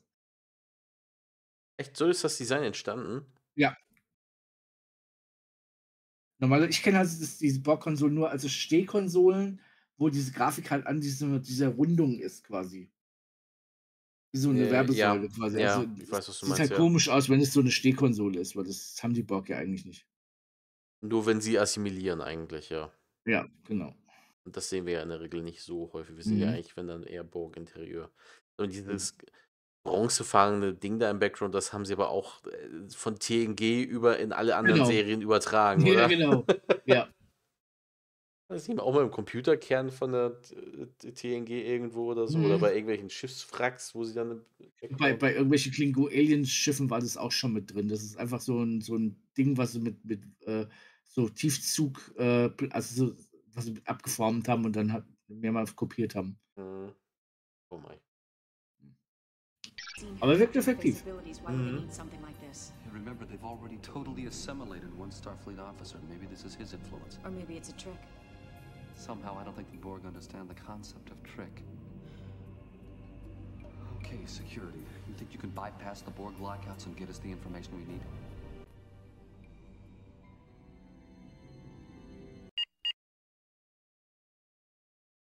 Leute, wir können über verschiedene Borg was lernen hier? Ja, auch. Okay, wir gehen mal durch. Ja. A Borg, member of the cyborg species. Borg, part cybernetic, part biological. Cyborg. Nicht mehr der Richtige, das ist ein anderer. Das ist der Erste, der einen Angriff hat auf der Brücke. Ja, stimmt. A Borg, member of the Okay, cyborg wow. species. Immer Q. No, wait, it's a Borg. No, it's a Q. No, it's both. Or is it? Elements, but totally lacking in any superfluous biological components. It's a bird, it's a plane, no, it's Q in a Borg costume. Entschuldigung. A Borg. Okay. So, Konsole. Borg technology. Console. Access into the Borg collective information. The console can be interfaced via a direct Borg link. You'll be learning more about that. Or standard manual manipulation. You know, pushing buttons, turning knobs, that sort of thing. Das Und die konnte funktioniert nicht für immer noch nicht angezeigt mit. gelernt. Ja, eine gibt's ja noch ein Ding. Echt? Ach, da ist ja noch eine. Ja. Manual interface with BORG collective knowledge. Encryption codes needed to bypass security and recognition levels.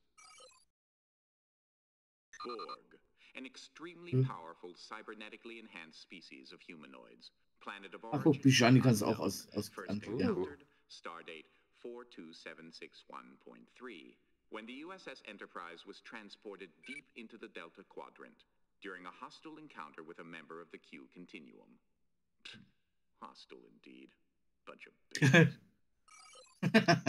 Schön. Bajani, humanoid, planet of origin, Bajan. After the destruction of Bajan by a planetary cataclysm, the Bajani became a nomadic space culture for nearly 2 millennia, until the discovery of Bajan 2. For the past 300 years, the Bajani have remade the barren Bajan 2 into a near replica of their original home. The Bajani possess a unique psychophysical response, sometimes referred to as a Bajani pain trance. In the face of great pain or trauma, a Bajani compartmentalizes his mental patterns, storing most of his higher consciousness in a protected area of the Bajani brain, called the Langstrom cortex. During a period of crisis, this phenomena allows a Bajani to complete a complex physical task free from the awareness of pain or fear, and unencumbered from their so-called consciousness. The Bajani pain trance is generally induced by a natural production of adrenaline in response to some physical trauma. This condition may be prevented or reversed by the introduction of an adrenaline block into the Bajani system. Okay. Genau, jetzt kannst du aber Süßspray nochmal gehen. Medical hypospray. Genau, Bijani Adrenalinblocker. Oh. Wir sind erst viel zu spät gerafft. Eben erst Ja. und vorhin mit den Decks, dass hier links auch noch diese Sachen sind. Human adrenaline. Oh mein Gott, das muss man sich dann merken, oder was? Ja. Human adrenaline block. Bajani adrenaline. Was für ein Blocker? Wer Das denkt nächste. sich denn? Oh, Naja. um Gottes Willen. Okay. Das brauchen wir, glaube ich. Was brauchen wir 1332. 1332. 1332.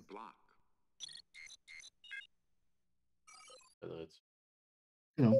Level 1 humanoid neural block. Paralytic. Safe for humanoids with neural resistance of 4 or less. Humans, Bajani, Bajorans, etc.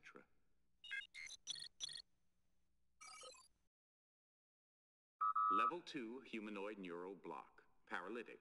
Safe for humanoids with neural resistance of 8 or less. Cardassians, Vulcans, Klingons, etc. Was wofür man das braucht, habe ich, glaube ich, nie benutzt. Level 3 humanoid neural block. Paralytic. Safe for humanoids with neural resistance of 15 or less. Capable of stopping a Palakan rhino in its tracks. Deadly to most known humanoid species. Except a few.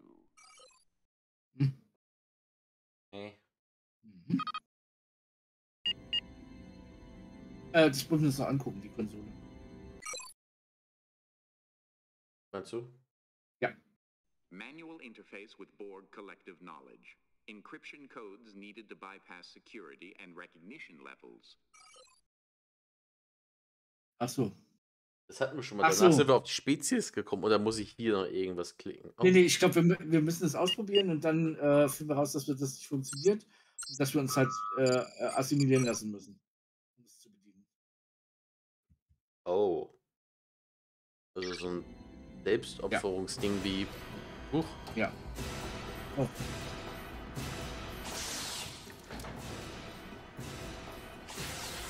They've adapted. Hat zu lange gewartet. Moment, oh, was denn? Ich habe hier nichts. You kill one, there's always another one to take its place. You're never gonna figure out how to interface until you learn how to think like a Borg. Kill them before they kill you. Strike first.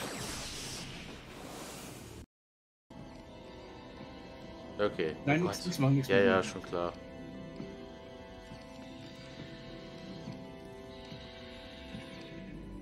What are you looking at, Cadet?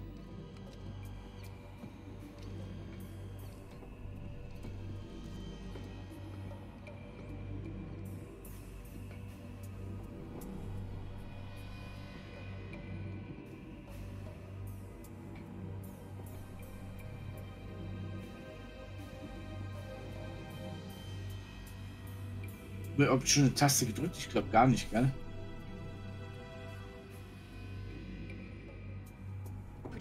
Wir haben hier schon ständig irgendwelche Tasten gedrückt. Nein, ich meine auf der Konsole. Wir haben ja, glaube ich, nur in den Dings reingeguckt und dann nachgelesen und dann sind wir raus und haben noch gar nichts gedrückt und dann haben wir gleich die Borg angegriffen. Exakt so, ja. Und ging jetzt davon aus, dass deine Aussage, wir müssen uns assimilieren lassen, ich muss auch nicht intervenieren. Ach so, okay, nee. Oh, weißt du, welche Konsole das ist? Das ist die von der USS Raven. Ja, die Steuerkonsole. Die Steuerkonsole, genau, das erkenne ich Ich an bin auch dem. der Meinung, dass es die Steuerkonsole ist ein Ausbau der alten Steuerkonsole der Defiant, aber. Könnte auch sein, ja. Die war aber runder. Die war direkt rund.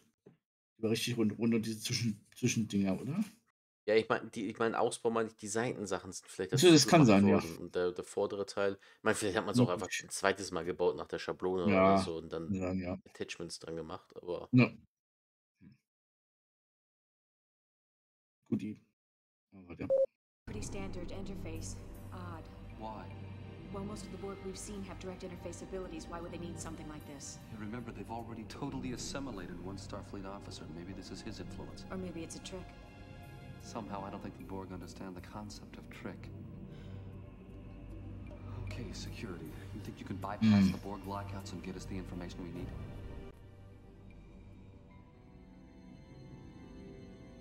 So, jetzt aber hier schon wieder nichts machen, oder? Wir müssen uns assimilieren lassen, ja. Nee, verdammt, irgendwas müssen wir machen. Aber können wir jetzt Q aufhalten? Nö. Nee. Also müssen erstmal auf die Taste drücken und dann sagt er, oh, es funktioniert ja nicht. Weil wenn du die am Anfang.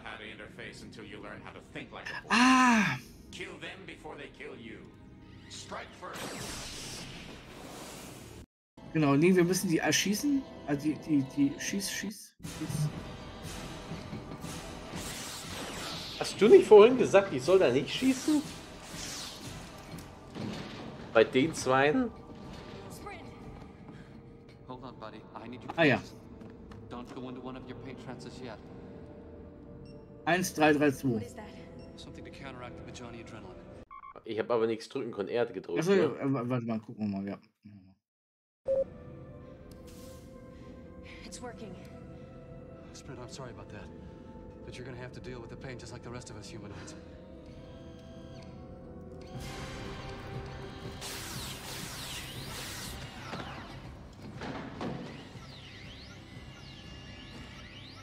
Ah. Come on.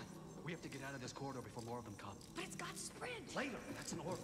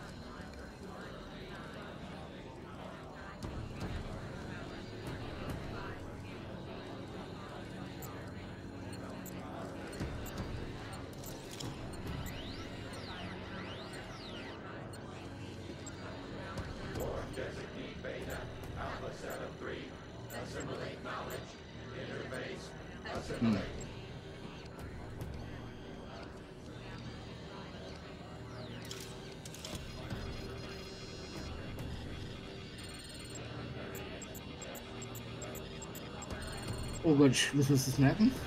Ich wollte gerade fragen. Jetzt vielleicht, oder? Bei der Konsole sind wir ja nachher. Ja. 1, Achso, der tippt das für uns. Ja. Ach, du Scheiße.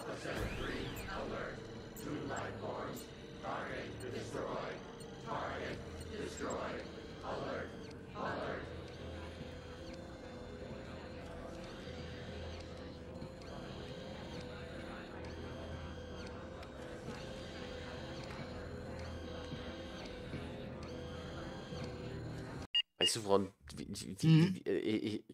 Ich mag's, aber zum einen sieht's nicht authentisch genug aus.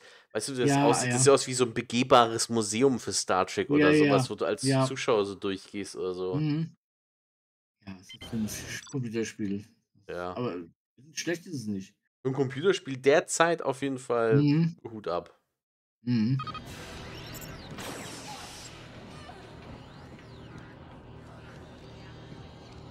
Kann ich das verhindern, dass wir unsere Nee, Leute aber irgendwas anderes müssen wir. Also wir müssen assimiliert werden, aber ich weiß nicht.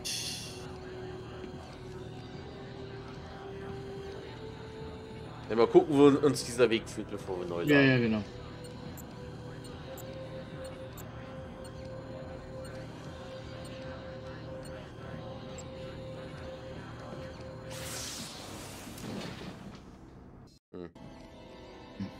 Oh Gott, ganz hierhin zurück. Warte mal, mussten wir uns das vielleicht angucken, damit wir jetzt die Reihenfolge wissen, um sie als Mensch jetzt zu tippen? Ja, aber das könnte sein, aber das. Ich hab's mir nur nicht gemerkt, um ehrlich zu sein. Das war auch nicht bemerkt. Weil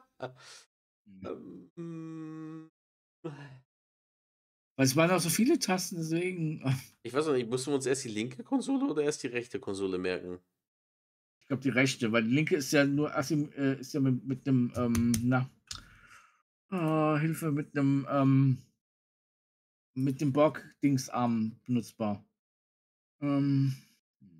Ja, stimmt.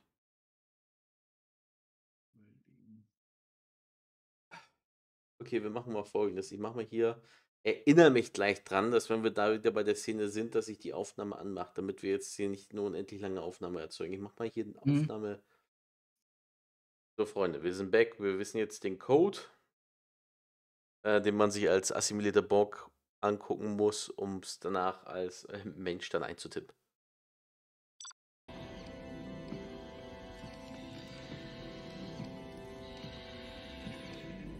Ich hab doch gedrückt. Nee, muss nicht auf ihn schießen. Ach, deswegen hat es auch nicht mehr gegolten, ja? Okay. Ja. Darf ich nicht mehr auf die schießen? Ach stimmt, um an die Konsole zu kommen, mussten wir ja gar nicht schießen. Oh Gott.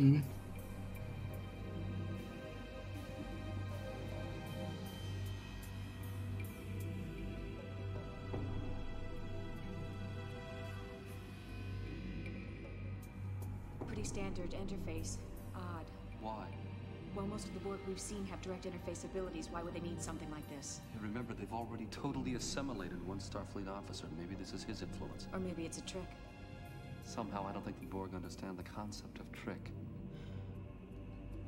Okay, security. You think you can bypass the Borg lockouts and get us the information we need? Guess what I can. Yes. So, wir haben gar keine. Warte mal, 1, 2, 3, wir haben keine 4. Doch da. Blöd. Was jetzt richtig? Das war zu kurz. Ich habe aber 2-2 am Ende noch gemacht. Okay, war zu kurz. Wahrscheinlich wird die zweite 2 nicht mehr drin. Wieso habe ich die ganze Zeit nach dem 5. eigentlich geguckt, wenn wir nur 1, 3, 3, 4, 2 haben? Ja.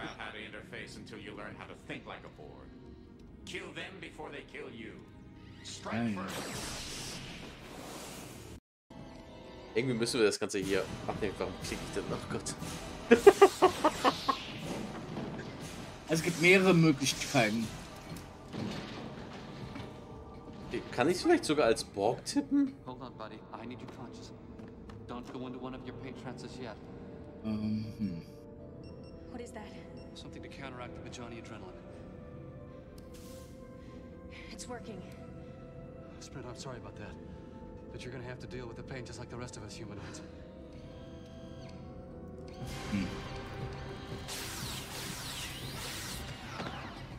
Kommt, glaube ich, wieder dieselbe Sequenz, ich weiß es nicht. Hat man ja schon mal. Come on. We have to get out of this corridor before more of them come. But it's got sprint. Later. That's an order. Hat zum Glück keiner der Borg gehört. Ah, ja. Aber jetzt kriegen wir wieder dieses selbe Ding. Wir müssen die Konsole bedienen, glaube ich.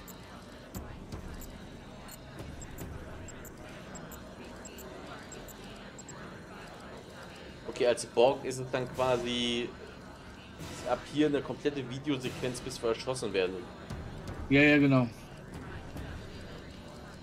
Ich glaube, also ich erinnere mich, man muss die Konsole bedienen und dann braucht man noch irgendwas von Borg und dann muss man es assimilieren lassen.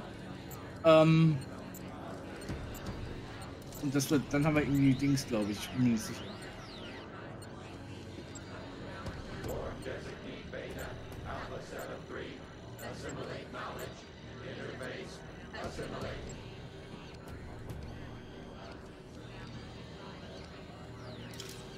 Ja, weil da können wir ja gar nicht machen, das ist ja einfach nur so. Ich habe ja auch keine. Achso, dann 1, 2, 3. Ach, hier kann man sich auch schon mal merken. 1, 3, 3, 4, 2, 2. Jetzt über. Hast du es gemerkt? Ja, es ist dasselbe wie was wir jetzt okay. Die Konsole hier eigentlich haben. Ich dachte mal. 1, 2, 3, 4. Es ist in beiden dasselbe. Genau. Okay. Genau.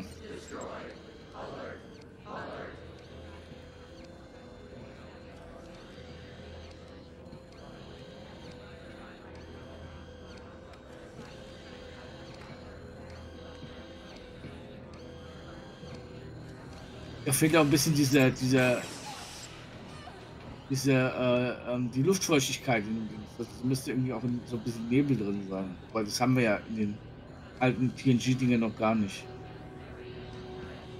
Ja, stimmt. Das kam erst mit 8er Kinofilm und dann mit Voyager ja. und so, ja. Genau. Ja, das ist auch zu gut beleuchtet. Genau, da ist irgend so ein heller Weißlichtscheinwerfer, der die ganze Zeit an- und ausgeht und so weiter. Das hatten die Borg ja gar nicht, das Ding da. Ja. Das war eher grün und gelb, soweit ich weiß. Ja. Genau, da ist Doch, man noch nichts machen.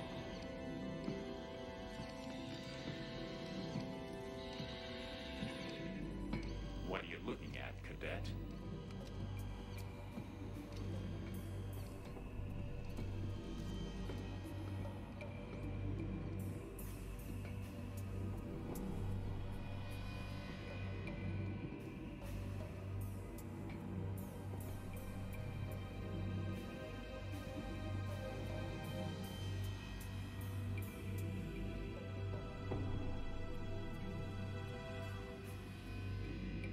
Eins, 3, 3, 4, 2, 2. Ich hab's nur aufgeschrieben auf dem Zettel direkt vor mir. Remember, they've already totally assimilated one Starfleet officer. Maybe this is his influence. Or maybe it's a trick.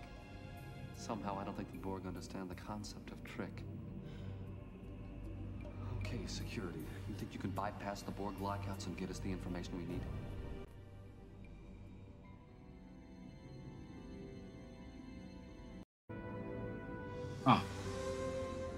That must be it. Contact terminated with assimilation implant. That must be a Borg time sequence. No, I think it's a code for accessing the implant. If we can find a way to interface safely with the implant, we can feed it this sequence and then order it to shut down. If it's anything like this terminal, it's going to look for a Borg signature. Damn, if we still had that dead Borg circuit, we could use that to convince the implant we were Borg. That's not a bad idea. But the circuit was fried. So we'll get another one. There's no shortage of Borg around here. Get that circuit. Wir brauchen aber Lebendigen. Das bringt ja nichts, wenn er erschossen ist. Deswegen müssen wir es assimilieren lassen. Okay, dann lass mal laufen. Also jetzt nichts machen? Also nein, wir müssen sie stoppen. Also also quasi, warte mal. Du musst sie quasi stoppen, also die Tagus musst du stoppen, wenn sie auf den Borg schießen. Dann klickst du einfach an. Die steht aber gerade hinter mir. Ja, die kommt nach vorne, glaube ich.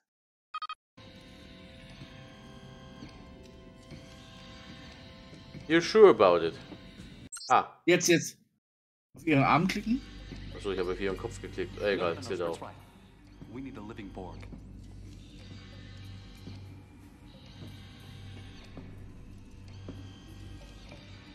Mit zu viel Licht sehen die auch nicht so gruselig aus, muss ich sagen. Ja. Ja.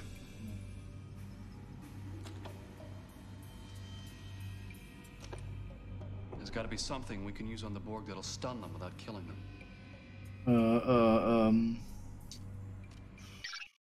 1331. Das hast du dir jetzt gemerkt? Aus? Nee. Warte mal.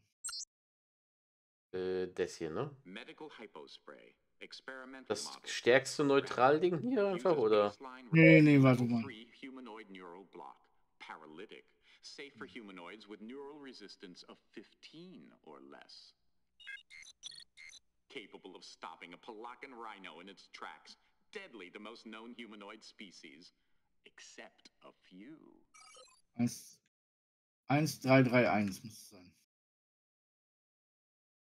Ja gut, aber ohne jetzt Internet zu fragen, wo kriegen wir denn diese Information in-game her? Das müsste der Neuralblocker sein. Ja, habe ich doch gerade hier ausgewählt. Okay. Level Warte 3 mal. humanoid neural block. Paralytic. Safe for humanoids with neural resistance of 15 or less. Capable of stopping a Polakan rhino. Schneller ging das aber auch nicht hier zum Anzeigen, oder? Guck mal nach dem Bijami-Dings. Blocker. Den mal. Bijami Adrenaline Block. Ja, genau. 1332. Genau. Mhm. Aber warum Bijani-Blocker, wenn wir jetzt einen Bock betäuben sollen?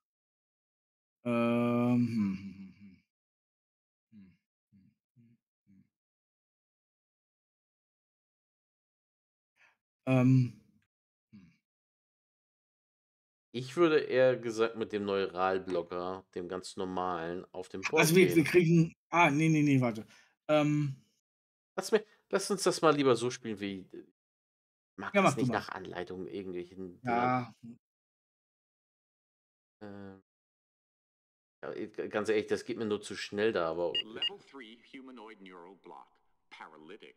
Safe for humanoids with neural resistance of 15 or less. Zu hoch.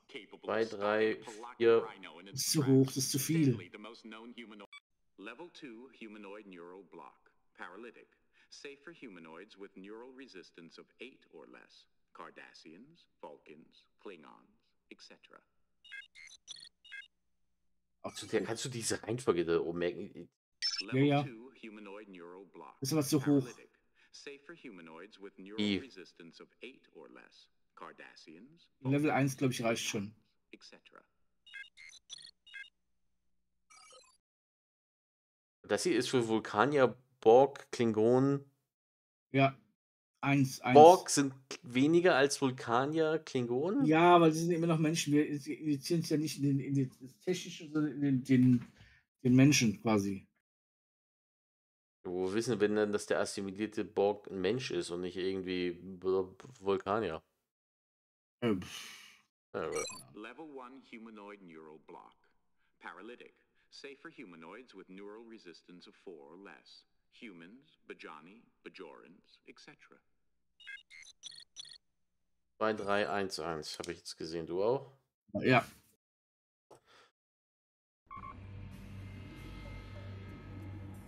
Eigentlich müsste ich selber jetzt eingeben.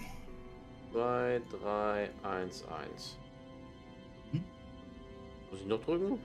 Nimm noch nichts. Genau. Und jetzt kannst du ihn anklicken. Passiert nichts. Ah. Do you think you're fast enough? Do you really think that's going to work on me? Wir hätten einen anderen Borg abwarten müssen, oder? Egal, Ja. wie wir's. You didn't check the tricorder. I have no biological components. You should have waited for one of the others. Au! Das klang, als ob er uns gerade den Arm gebrochen hat.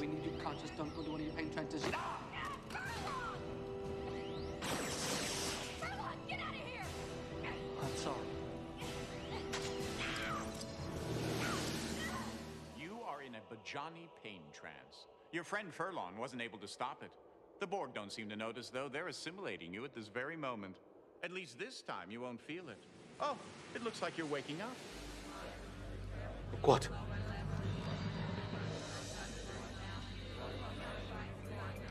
Gut gemacht.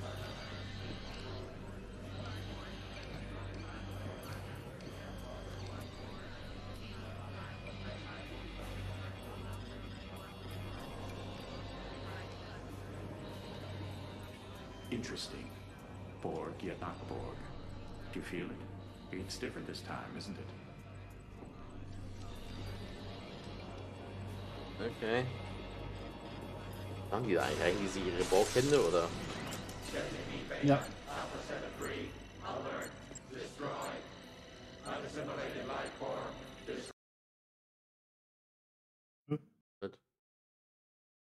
Was gemacht? Da war ein Effekt, den ich hätte drücken können, den habe ich gedrückt und jetzt hängen wir hier im Buffering ODN Relays under Heavy Load. Ah, okay. Oh. Er hat ja gesagt, es fühlt sich seltsam. Ah ja, weil es alles grau ist, es ist nicht grün. Okay. Also müssen wir auf jeden Fall verhindern, dass die assimiliert wird. That was the right action. Proving to yourself that you didn't have to listen to that nasty old Borg collective. True, you are dead, but now you know something you didn't know before, right? Well then, it was worth the trouble. Also langsam komme ich echt durcheinander, wo wir hier was machen müssen. Genau, es ist selber schocken. Oder einen anderen Borg wählen. Gucken wir mal. Ja, vielleicht kommt ja noch ein zweiter vorbeigelaufen. So, was war Okay, das ja, jetzt? ja. Moment, 2311. Genau. 2311.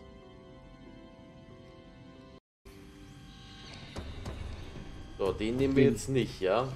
Nein, nicht den Q. Ich mach gar nichts, das macht er automatisch. Ja. Okay, dann jetzt nichts machen, ne? Ja, genau.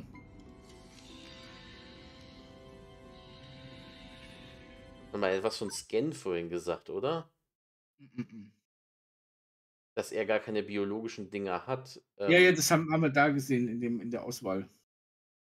Weil er ein Q-Borg ist, deswegen funktioniert es bei ihm nicht. Also er muss einen normalen Borg nehmen. No, wait, it's a Borg. No, it's a Q. No, it's both. Or is it? Okay, das kennen wir ja schon. Na gut, dann warten wir mal ab. You'll be back. Maybe more than once. Schön. What were you waiting for? Den nehmen wir. For the next.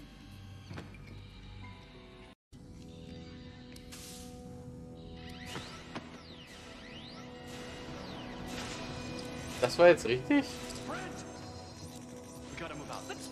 Okay. Nee, noch nicht. Du musst dich selber injizieren. Deswegen musst du dich selber injizieren. Jetzt haben wir es wieder dasselbe wie vorher. Ich glaube, wieder dasselbe wie vorher. Weil jetzt ist es wieder grün. Mal andere Videosequenz. Oh, guck Ja, mal. ja. Logdaten übertragen. 61330, das brauchen wir bestimmt auch nicht. Override Code 61330, schreib mal auf. 61330. Override.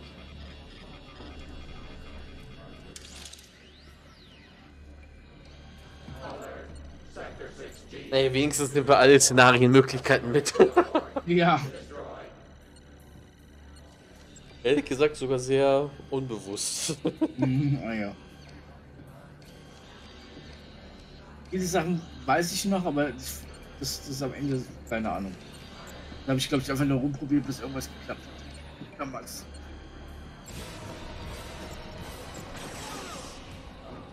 Noch beide erschossen. So eine andere Sequenz. You know how to disarm the implant. If only you weren't a slave to the collective, you could go back to the Righteous and save them. If only. Okay. Aber wie injizieren wir es uns denn selbst? Wenn du den Borg festhältst und auf deine eigene Hand klickst. 2311. Musst du Resume machen? Also.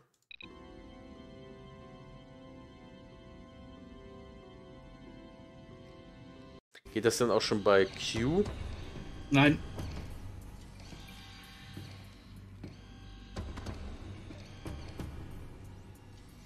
Weil du hast keine Hand. Du hast die Hand nicht. Na gut, Nur wir haben deine ja eigene. Nee, du mit dem anderen hältst ihn an der Schulter fest, hier da hab hast ich du doch. deine Hand drin. Hier. Nein, aber du musst dich ja selber initiieren. Nee, mach das nicht. Okay. Das geht You'll nicht. be back. Maybe more than once. What were you waiting for?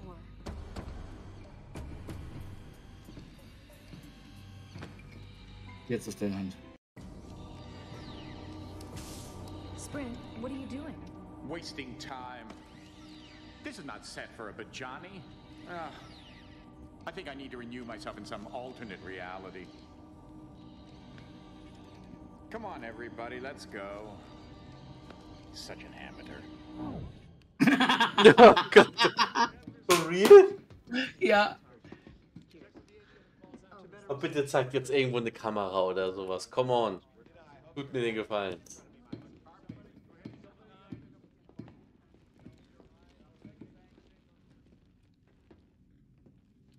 Oh, all right.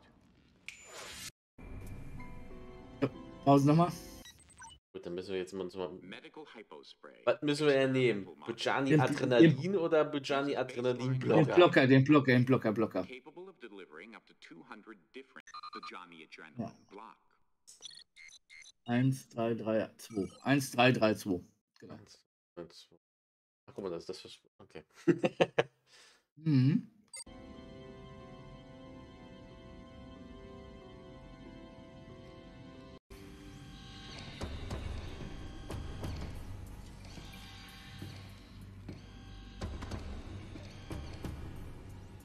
Do you think you're fast enough? Do you really think that's going to work on me? Nope. Das war echt gute Zwischensequenz eben. Das war gut. Oh Mann. You'll be back. Ich habe echt bei der letzten Zwischensequenz nur noch drauf gewartet, dass dann so Licht alles angeht und dann irgendwann im Background Cut und dann kommt irgendwie Ja, so, genau. weißt du, wie beim Studio, wenn gerade irgendwie Zwischenszene genau. ist. So wirkt das auf mich. Mhm. Maybe more than once. What were you waiting for?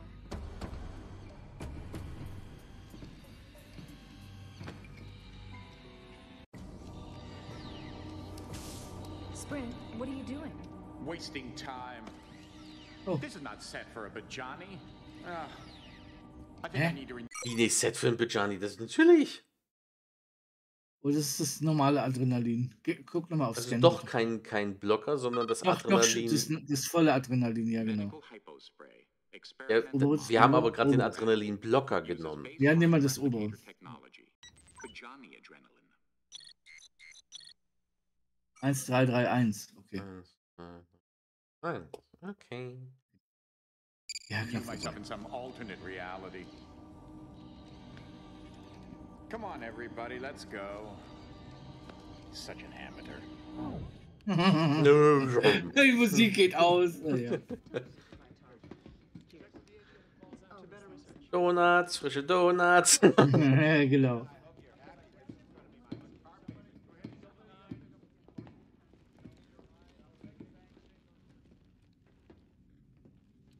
Oh, all right. Was ich interessant finde, das macht eigentlich tatsächlich in diese Fail-Situation reinzukommen und diese anderen Sachen, genauso wie vorhin mit im Turbolift dann, wo er in diesen hawaiianischen Ja. Kram, das macht so viel Spaß, das sich anzugucken irgendwie. Das Ja, ist, ja. das ist schon fast Lower Decks Humor irgendwie. Also Ja, ja. Ich 1, 2, 3, 1. Ich finde es so toll, dass sie sich komplett die Animation gespart haben, 100 verschiedene Takes zu machen, welche Drückkombination er mit seinem Daumen hätte machen können, sondern einfach Cut. Ja, genau.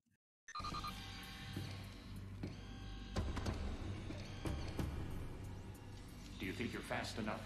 Do you really think that's going to work on me? Was man echt eigentlich nur mal ausprobieren müsste, ist wirklich das stärkste Neuralding gegen Q zu verwenden. Nee, er hat ja keine biologischen Komponenten. Deswegen ist ja kein Lebewesen in dem Sinne. Er ist ja Q. Okay, Steht ja was im würde, Scan auch schon drin. okay, was würde passieren, wenn man in den das Bejani Adrenalin reinpumpt? Auch nix. Okay. Weil er kein Bijani ist. Ach Mann. Was würde denn passieren, wenn man einem Borg das Adrenalin reinpumpt? Also nicht ihm, sondern anderen. Ja, also ich glaube, dass wenn du den maximalen Neuroblocker gibst, dann geht er einfach nur drauf und dann sind wir wieder in der Schleife drin. Kannst du ja rumprobieren, keine Ahnung. Ne, jetzt nicht mehr, wir haben ja schon programmiert das Ja. Sudo. Ah ja. Kannst ja trotzdem den Borg installieren, dann haben wir noch eine Runde. Wie du magst.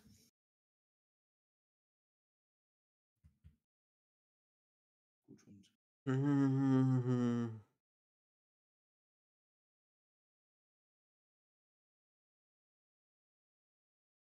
Ne, wir ziehen es jetzt mal durch, oder? Mhm. Ja.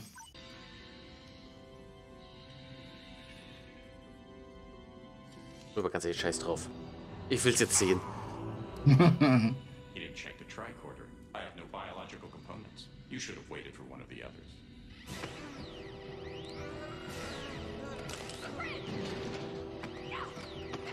Wobei, jetzt kommen diese langen Borg-Cutscenes, ne? Ja. Ja.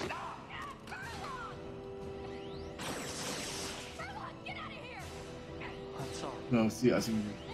Du, guck mal, ob du bei Kapitel vielleicht nochmal springen kannst. You are in a Bajani pain trance. Nur der Borg-Kubus an sich. Ich Ja, glaub, da okay, fangen nee, wir dann ganz ist von nicht vorne normal. an. Ja, nee. Your friend Furlong wasn't able to stop it. The Borg don't seem to notice, though. They're assimilating you at this very moment. At least this time you won't feel it. Oh, it looks like you're waking up.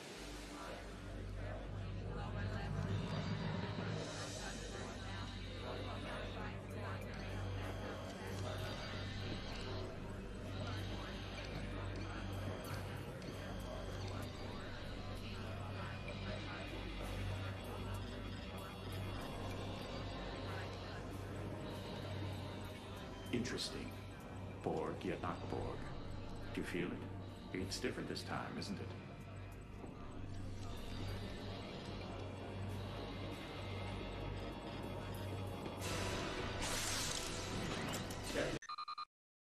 Hier war das vorhin, wo ich bei diesen Ja. Punkten halt irgendwas machen konnte, aber ich habe keine Ahnung, was das für eine Auswirkung hat. Ja, du kannst den anderen Borg stoppen, weil du siehst ja, dein Borg-Dinger sind ja nicht grün, sondern grau, weil sie ausgeschaltet sind, weil du ja diesen Adrenalin-Dings hast und dann Oh, passiert ja das hat nichts. gar nichts mit den kleinen Ja. gelben Punkten zu tun. Ich habe den Borg anvisiert, meinst du? Genau, richtig. Genau.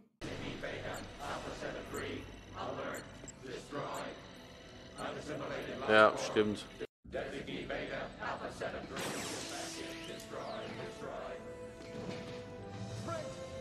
It's still you. Look out! Hey, now that was the right action. Proving to yourself that you didn't have to listen to that nasty old Borg collective. True, you are dead, but now you know something you didn't know before, right? Well then, it was worth the trouble. Ja, ist ja gut. So. Riege. Was wollten wir jetzt testen? Wollten wir mal das maximale Betäubungsding auf dem Borg machen? Kannst du machen, ja. Genau. Wobei der Brick stirbt dann einfach nur, und dann geht's wieder voran. Ja, aber dann, mach ruhig. ich will mal wissen, was für eine Cutscene wir dann kriegen. Okay. Medical hypos. Level 3 humanoid neural block. Paralytic. Safe for humanoids with neural resistance of 15 or less. Capable of stopping 2331. in its tracks. Deadly to most known humanoid species, except a few. 2331? Echt? Ich habe 2, 3, 1 irgendwas gesehen. Level 3 humanoid neural block. Paralytic. Safe for humanoids with neural resistance of 15 or less. Capable of 2, 3, stopping 1. a rock and rhino in Drei, Nee, ne? 2313. humanoid 2, species, 3, except 1, 3. 3. Ja, genau. Also nicht Ja, 2, 3, genau. 3, 1. So. Okay. Mhm. Okay, dann Review. 2, 3, 1, 3.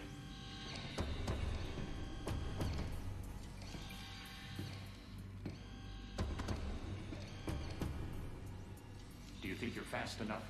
Do you really think that's going to work on me? Nope. You'll be back.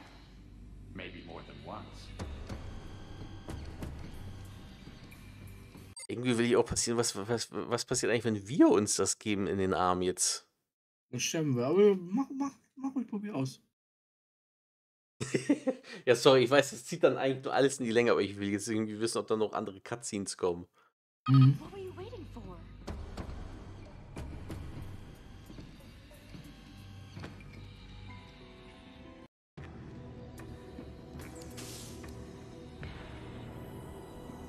Und tschüss. Britt, what have you done?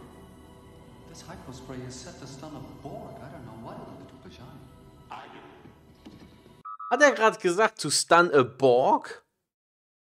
Keine Ahnung. Das hat er doch gesagt eben. Ja, oder ich nicht? glaube schon. Lass mal weiterreden. It'll kill you. You're a Bajani, not a Borg. None of these settings are going to do you any good until you learn a little something about your own species.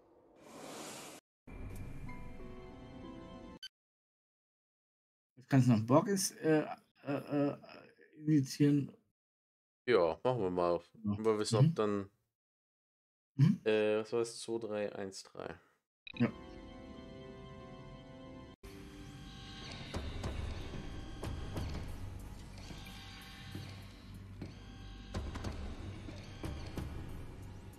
Do you think you're fast enough? Do you really think that's going to work on me?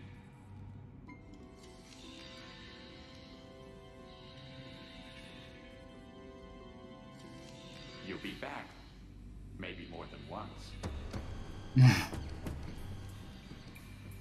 What were you waiting for?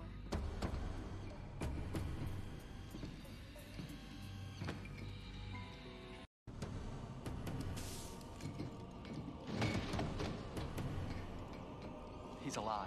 Await Team Righteous. Lol, das war der richtige? Nee. Sprint! I've got to get Furlong out of here. Hold them off. I'll be back. Didn't anyone ever teach you to watch your back?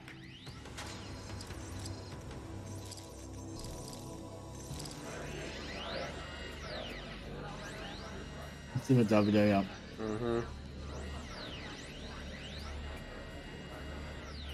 Let's connecting.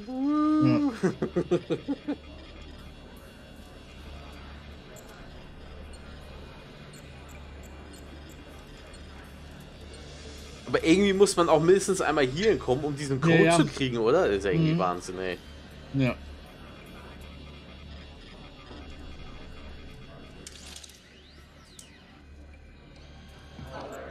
Sector 6G. 2 Lightforms. Assimilation on board. To destroy.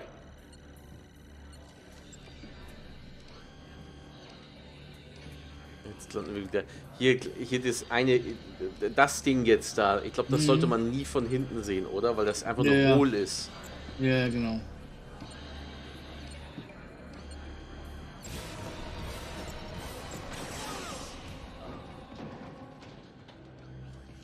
Now you know how to disarm the implant. If only you weren't a slave to the collective, you could go back to the Righteous and save them. If only. Okay. Erklär mir jetzt nochmal, also ich wäre eigentlich dafür, ich weiß, wir haben bestimmt schon so viel ausprobiert, müssten wir nicht eigentlich den normalen Neuralblocker dem Borg injizieren? Weil wir hatten jetzt vorhin den Bajani-Blocker. Was bringt es denn, wenn wir den Borg mit einem Bajani-Blocker... Nein, du solltest den ja dir geben, dass du assimiliert wirst, dass du die Konsole bedienen kannst. Das stimmt, wir müssen es ja uns geben. Okay, danke. Jetzt, Nee, es gibt ja mehrere Lösungen. Also man kann es auch dann probieren, einen normalen Blocker und geben. Alles gut, nee, ich muss nur mal ganz kurz, ich habe jetzt hier irgendwie 10 Zahlen auf diesem Zettel mittlerweile stehen. Okay. Bajani. Also den normalen Bajani, den Blocker hatten wir ja schon. Das hat nicht geklappt. Also wir müssen, glaube ich, das Adrenalin nehmen. Bajani Adrenaline. 1, 3, 3, der da. Okay.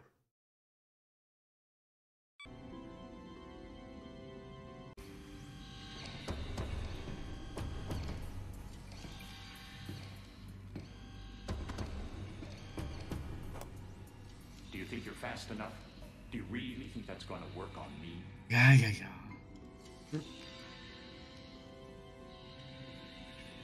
Das Schlimme ist, irgendwie habe ich die ganze Zeit aus irgendeinem anderen Lied der Refrain drin. Do you really want to hurt me? Oder irgendwie. Ja, genau.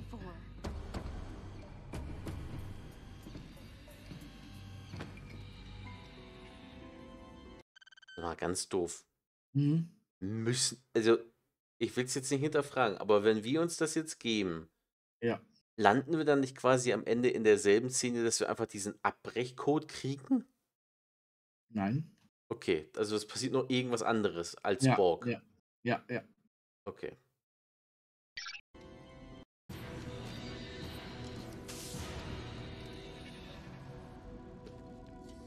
Sprint, what have you done?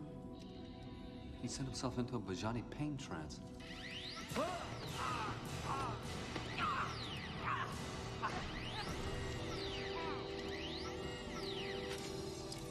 Das soll nicht wehtun, wenn sowas einfach in die Kehle gerammt wird oder so? Sending yourself into a Bajani trance before you get Borgified. I only hope you're in time to stop them before they Borgify your friends. Okay, wir sind grau. Ja, die beiden auch anschießen. Geht noch nicht.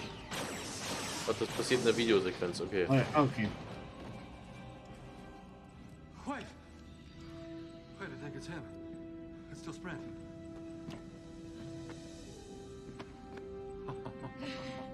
All right, we'd better get out of here before it's crawling with Borg. Away team to Righteous. 3 to beam directly to Computerkern. Now. Ach ja, wir mussten ja das Implantatding da abmachen Ja, von dem genau, Computerkern. richtig. Ich hab das ja schon komplett vergessen. Wait, no! No, it's all right.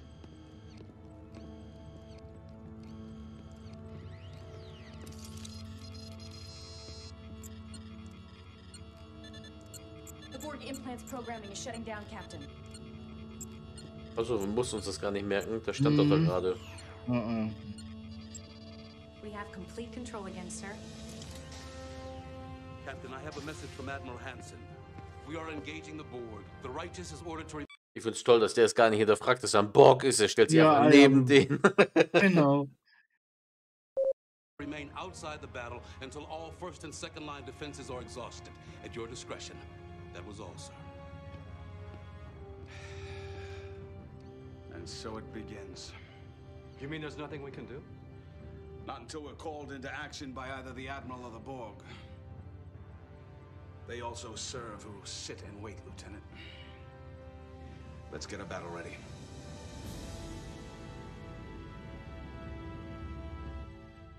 Ugh, I just hate sitting here doing nothing. Worried that the battle will be won without you, Targus? Worried that the battle will be lost without us. You overestimate your importance to the situation, Ensign. The battle is already lost. Keep your cynicism to yourself, Quint. I'm just telling the truth. I'm afraid he may be right. Things aren't going very well. Oh, not you too, Lieutenant. It's important to have a positive outlook, even in the bleakest of situations. It doesn't get much bleaker than this. Also jetzt, wo der Doktor sogar im Captainstuhl sitzt, habe ich das Gefühl, dass er doch der Erstoffizier ist, oder? Könnte sein, ja. Ich glaube, da gab es noch was Lustiges. Mal sehen, ob das da noch kommt. Hm? What? Nothing. I was just thinking about Kalen. Kalen? My son. What were you thinking? I think by now all my friends are tired of hearing me brag about Kalen. I'm sure they don't want to hear anymore. Did you hear that, Sprint? You don't want to hear Furlong talking about his whiny brat now, do you? Unten? Ja, dahin. Was?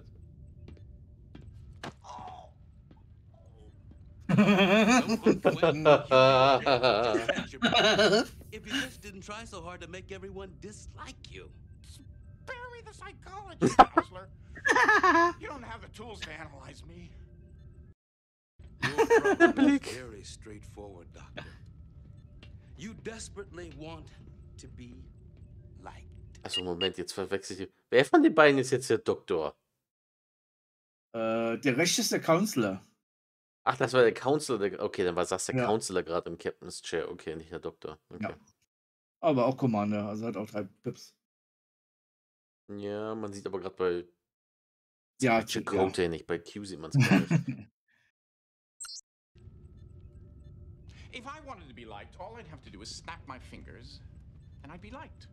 I'm an omnipotent being masquerading as Dr. Quinn. Ist das eigentlich, sorry, wir gar nicht so unterbrechen, aber ist das korrekte Blau im Ja. Medizin? Ja, ja.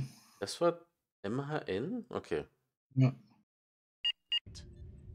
Es ist Voyager-Blau. Bei Deep Space Nine ist es eher so ein Grün. Ja, so grün, ne? Habe ich auch gerade im Kopf, aber. Alright, let's play that through.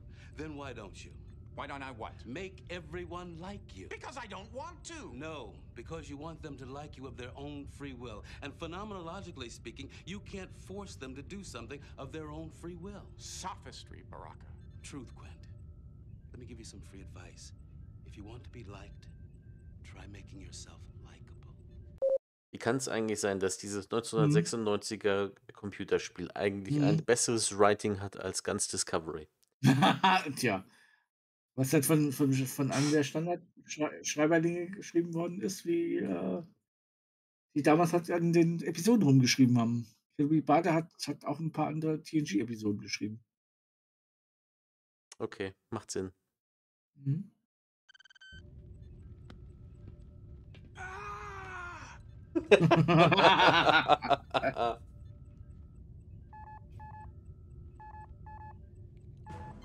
Subspace message, sir. No audio. Read it, Ensign. Orders from Admiral Hansen deploying third wave attack when ready. Battle stations. Take us in, Targus. Maximum power to the shields. Spring fire phases. Keep the frequency changing and get those torpedoes online. Ich hoffe, das ist alles jetzt Videosequenz, weil. Ja, das ist alles Videosequenz. Oh, 758, sir. Keep those phases firing. And where are my photon torpedoes? Armed and ready, sir. Let's see if we can shake them up a little, Ensign. Yes, sir. Initiating Delta attack. I'm reading a small weakness in the shields. Shields are holding 5, but power is down 10%. Hast du gerade gesehen, dass sein erstes Drücken gar keine Taste getroffen hat? Ja. Weapons having no effect. Damn. They've adjusted their shields already. Here we are again, back at the beginning. But this time, you are security, instead of that little mouse of an ensign. The Tolstoy just took a major hit. Are you going to be able to save him or not? I think she's pulling away. The Kyushu's coming on strong. Saratoga and Melbourne have lost power. Tolstoy, Kyushu, Saratoga, Melbourne, all ships that were lost at Wolf 359. Will they be adding Righteous to the list? Captain! Intruder alert.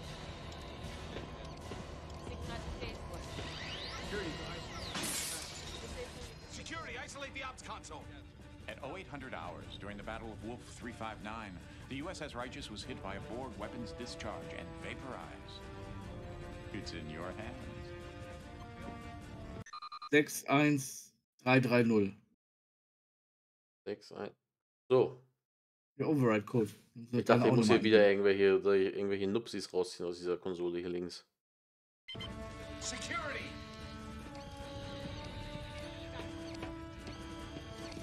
Ja. Okay, wo ist 1? Oben links oder unten links? Nee, das ist 1, 2, 3, 4, 5, 6, 7, 8, 9. Also von oben runter. Also 1, du siehst meine Maus, ja? 1, 2, 3, 4, 5, 6, 7, 8. Genau. Rum, ja? Genau, und ist die 0, richtig. Okay. Ist das noch nicht ein Num-Block, wo hier die 1 ist? Nein, es ist nur kein Numblock. Ich verstehe aber auch nicht, warum sie es so nicht gemacht haben, aber okay. Ja.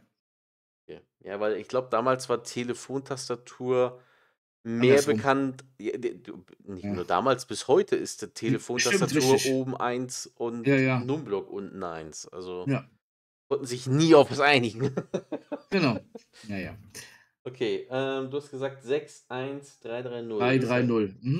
Das heißt 6, 1, 3, 3 und 0 ist das hier unten? Ist ganz unten, ja, genau, richtig. Okay.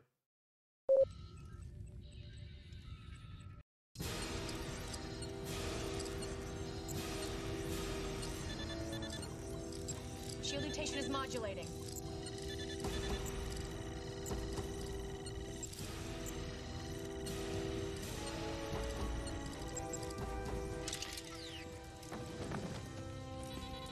The Borg cube is pulling away, sir. It's ignoring us completely as if we weren't here. It thinks we've been vaporized. For a minute there, I thought we would be. Where is it headed, Ensign? Direct course for Sector 001, sir. I wonder what chance the Starfleet forces have of stopping the Borg at Earth. Actually, they will succeed. The Enterprise, utilizing the emergency transport. Hört den eigentlich keiner sonst so nebenbei? Doch, ich glaube jetzt schon. Okay. Orders on the shuttlecraft will recapture their Borgified Picard and stop the Borg incursion just in the nick of time. And how do you know that, Quint? Oh. I told you already. I'm an omnipotent being. Ah. Who are you? And what happened to Dr. Quint and Lieutenant Sprint? And what have you done to my crew? I'm afraid the lieutenant died about 4 hours ago. Not my doing. He was supposed to die. Just as all of you, I'm afraid, are supposed to be vaporized here at Wolf 359. That's how it's written in the history books. History? Are you telling us you're from the future? He is. I am, well, as I said, I exist outside the confines of the space-time continuum. That is, if I want to. My little friend here wanted a chance to come back and save this ship from destruction. And to my great surprise, he succeeded. So you were just pretending to be Sprint. Why? Who are... Please. I'm trying to figure this out. As I said, I didn't expect Cadet Kalen to succeed here, and now that he has, I'm in kind of a bind. I don't, Of course. According to history, we disappeared from Wolf 359 at exactly 0800 hours. If we stay here alive, it corrupts the timeline. Our future, but Kalen's past. What are you going to do? Hast du die Maus Well, the gerade easy thing bewegen? would be to just Danke. obliterate you all, but then that wouldn't be Die weiß fair. auch gerade auf seinem Kopf war, deswegen war es ein bisschen störend. I do want to protect the timeline. Are we dead? I don't think so. Where are we, Lieutenant? Wo ist der Doktor? We are still at Wolf 359, sir. The real question is when are Du meinst Q? According to the Nee, navigational charts, den er ersetzt hat. correcting for time, we have jumped ahead more than 10 years. It's clever. I don't understand. We disappeared from Wolf 359 exactly when history says we did. Timeline is unaffected, we're still alive. Thanks to you, Cadet. If you hadn't come back to get us, we'd be dust. Captain, what about Quinn? Ja, jein. Also das ist jetzt aber auch keine richtige Lösung, sie in die Zukunft Ja, ja. des, wo wir gestartet sind, zu setzen, oder? Ja gut, das hat Daniels in SDO auch gemacht. Was hat Daniels? Die TOS-Variante, die Agents of Yesterday, da hat er uns ja am Ende gerettet, das Schiff hätte ja zerstört werden sollen und da hat er uns einfach in die Zukunft geschickt. Ja gut, aber das eine ist ein ja, ist Ja, aber ja. ja, habe ich so noch nie ehrlich gesagt drüber nachgedacht, aber ja, auch Mhm. da wird es nicht passen, weil theoretisch ja. jeder von denen kann jetzt wieder, ich sag mal, auch sowas wie Nachfahren erzeugen, die es eigentlich hätte alle nie geben dürfen. Also die Zeitlinie jetzt hier Ah. kommen. Also ich sehe hier schon gleich wieder Loki und seine TVA aufkreuzen, die hier, wir müssen mal diese Zeitlinie stutzen machen. Also Ja, weil Loki hat sich ja letzten Endes für alle gut geendet. ja, aber bin Also- ja eh mal gespannt, ob das jetzt die letzte Staffel schon wieder war, Das ist die oder? letzte Staffel.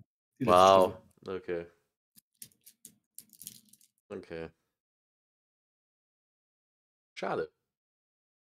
Egal. Ja. Mhm. Ja. Oops, I almost forgot. Where am I?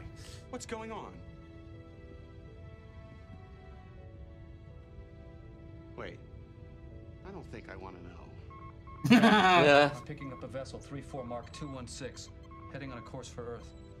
Was heißt den Doktor? Kenne ich, glaube ich, aus irgendeiner Sitcom oder so. Ich bin mir auch nicht ganz sicher. Mhm. Your orders, sir.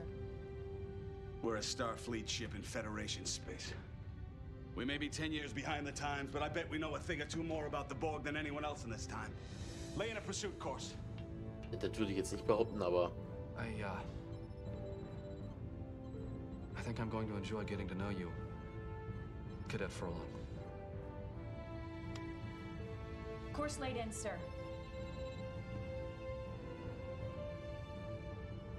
Engage.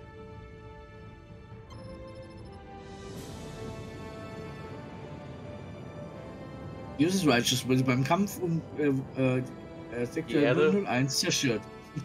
Genau. Timeline restored. Genau. Ja, ich fand's aber trotzdem gut. The End. Und niemand The End. Abspann. Oh. Ding, Ja. ding. Gibt halt.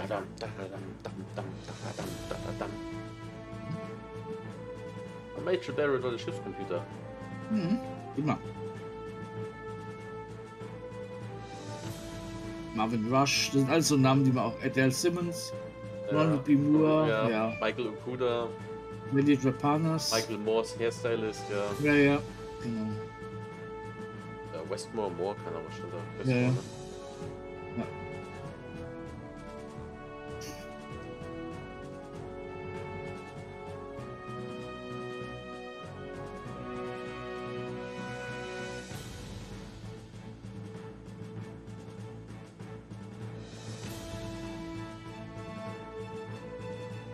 Also wenn man alles richtig durchspielt, dann ist es wahrscheinlich genauso lang wie normal, so eine Doppelfolge, oder? Also Wir sind jetzt einigermaßen. bei 2,5 Stunden, also ja, Ja. ohne die ganzen Unterbrechungen und Reruns, die Ja, wir da ja. hatten mit dem Borg. Mhm. Simon und Schuster, die hatten doch noch mal irgendein anderes Star Trek Game gemacht. Dominion Wars oder sowas? Die haben auch das interaktive Captain's Bridge, wo man die Brücken erforschen konnte. Und wie gesagt, Star Trek Borg gab es noch und die Enzyklopädie, glaube ich. Simon Schuster ist Interactive, die waren früher sehr aktiv, was das bedeutet. Und die haben auch die Bücher zum Beispiel gemacht, die ganzen Bücher, die sind, glaube ich, mittlerweile auch pleite oder sind verkauft worden. Vermutlich, ja, weil ich habe Ja. schon lange nichts mehr von denen gehört. Ja, ich auch nicht. Aber damals in den 90ern waren die halt diejenigen, die halt mit Paramount da zusammengearbeitet haben. Ja. Ist gut und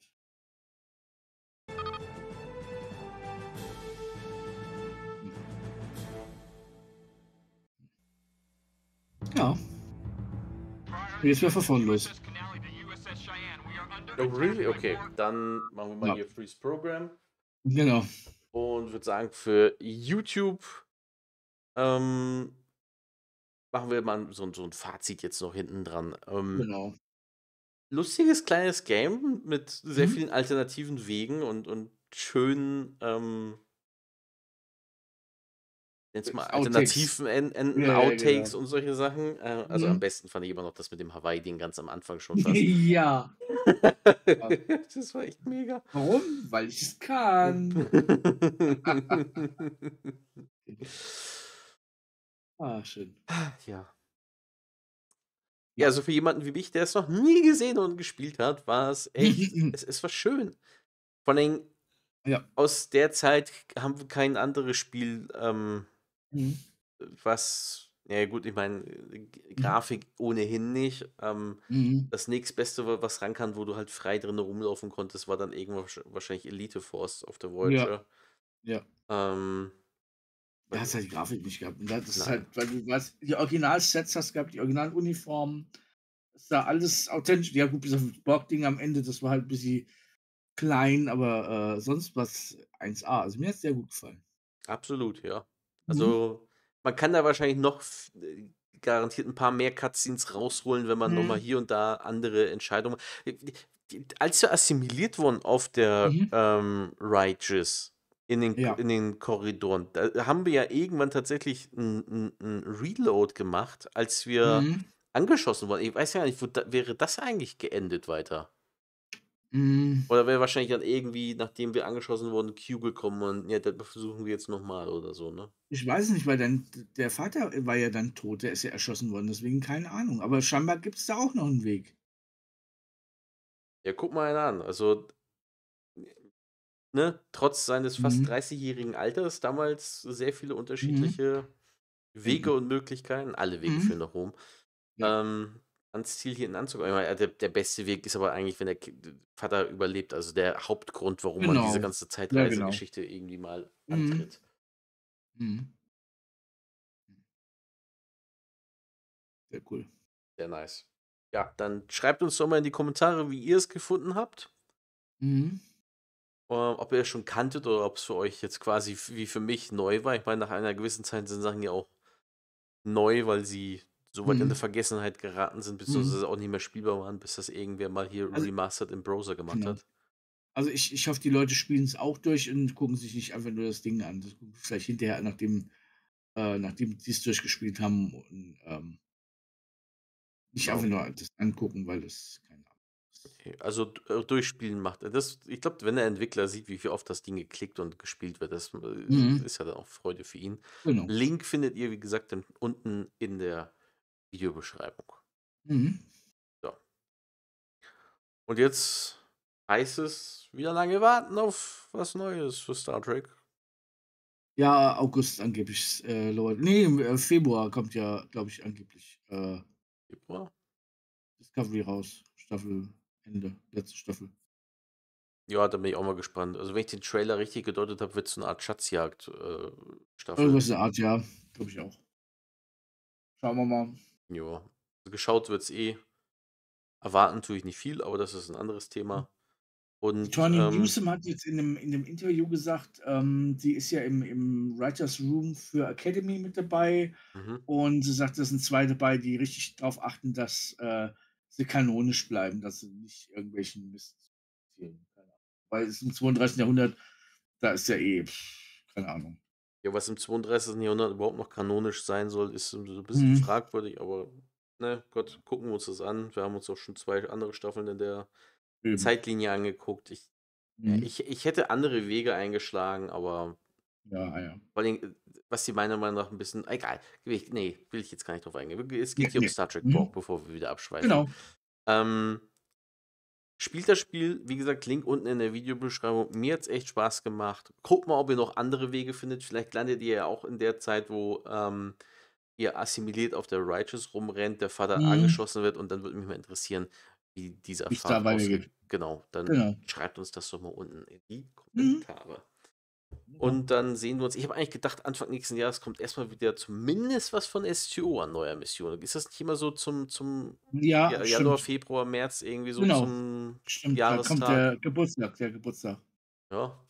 Und dann haben wir da Ja, auch wir schon mal kriegen ja wieder noch irgendwas das Neues. wir kriegen ja schon das Weihnachtsevent demnächst mit 'nem ganz tollen Schiff, wo der Thomas the Cat total stolz und hyped drauf ist. Keine Ahnung, gucken wir mal. Und schauen wir mal. Keine Ahnung. Letztes Mal gab's war das Lower Decks Ding? Ne, das war beim Ne, das, Sommerding, ne? d Nok gab's nicht das Zukunftsschiff? Die USS USS Ei Nog? ja, ja, genau. Ach Gott, okay. Ich hoffe, es wird was anderes. Ja. Einem geschenkten Gaul guckt man's nicht ins Maul. Ja. Ja. Ich bin ein sehr wählerischer Star Trek-Fan. Ja. Sind wir alle. Muss mir auch gefallen, sonst mache ich nicht Mhm. 100 Mal dieselbe Mission. Also, ist eh so 'n, Spielprinzip, was sie echt mal überarbeiten müssten. Aber na ja Gott, das ist was Oh ja. anderes.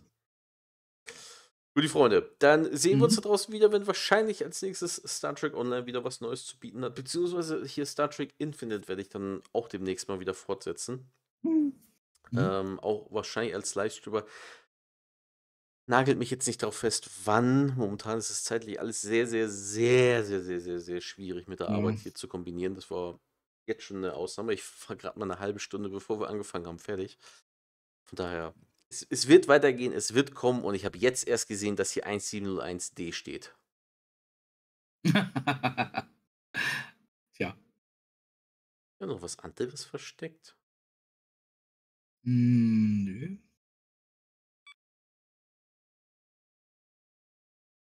Das war die Voyager-Nummer nochmal. Hier, 47. 47, ja. Aber was war diese? Das war 72 irgendwas, ne? 7. Mhm. Ja. Habe ich mir nie merken können. Die einzige Registriernummer, die ich mir echt nie merken konnte. 719. Ah, nee, das war mit einer 2, oder? Ja.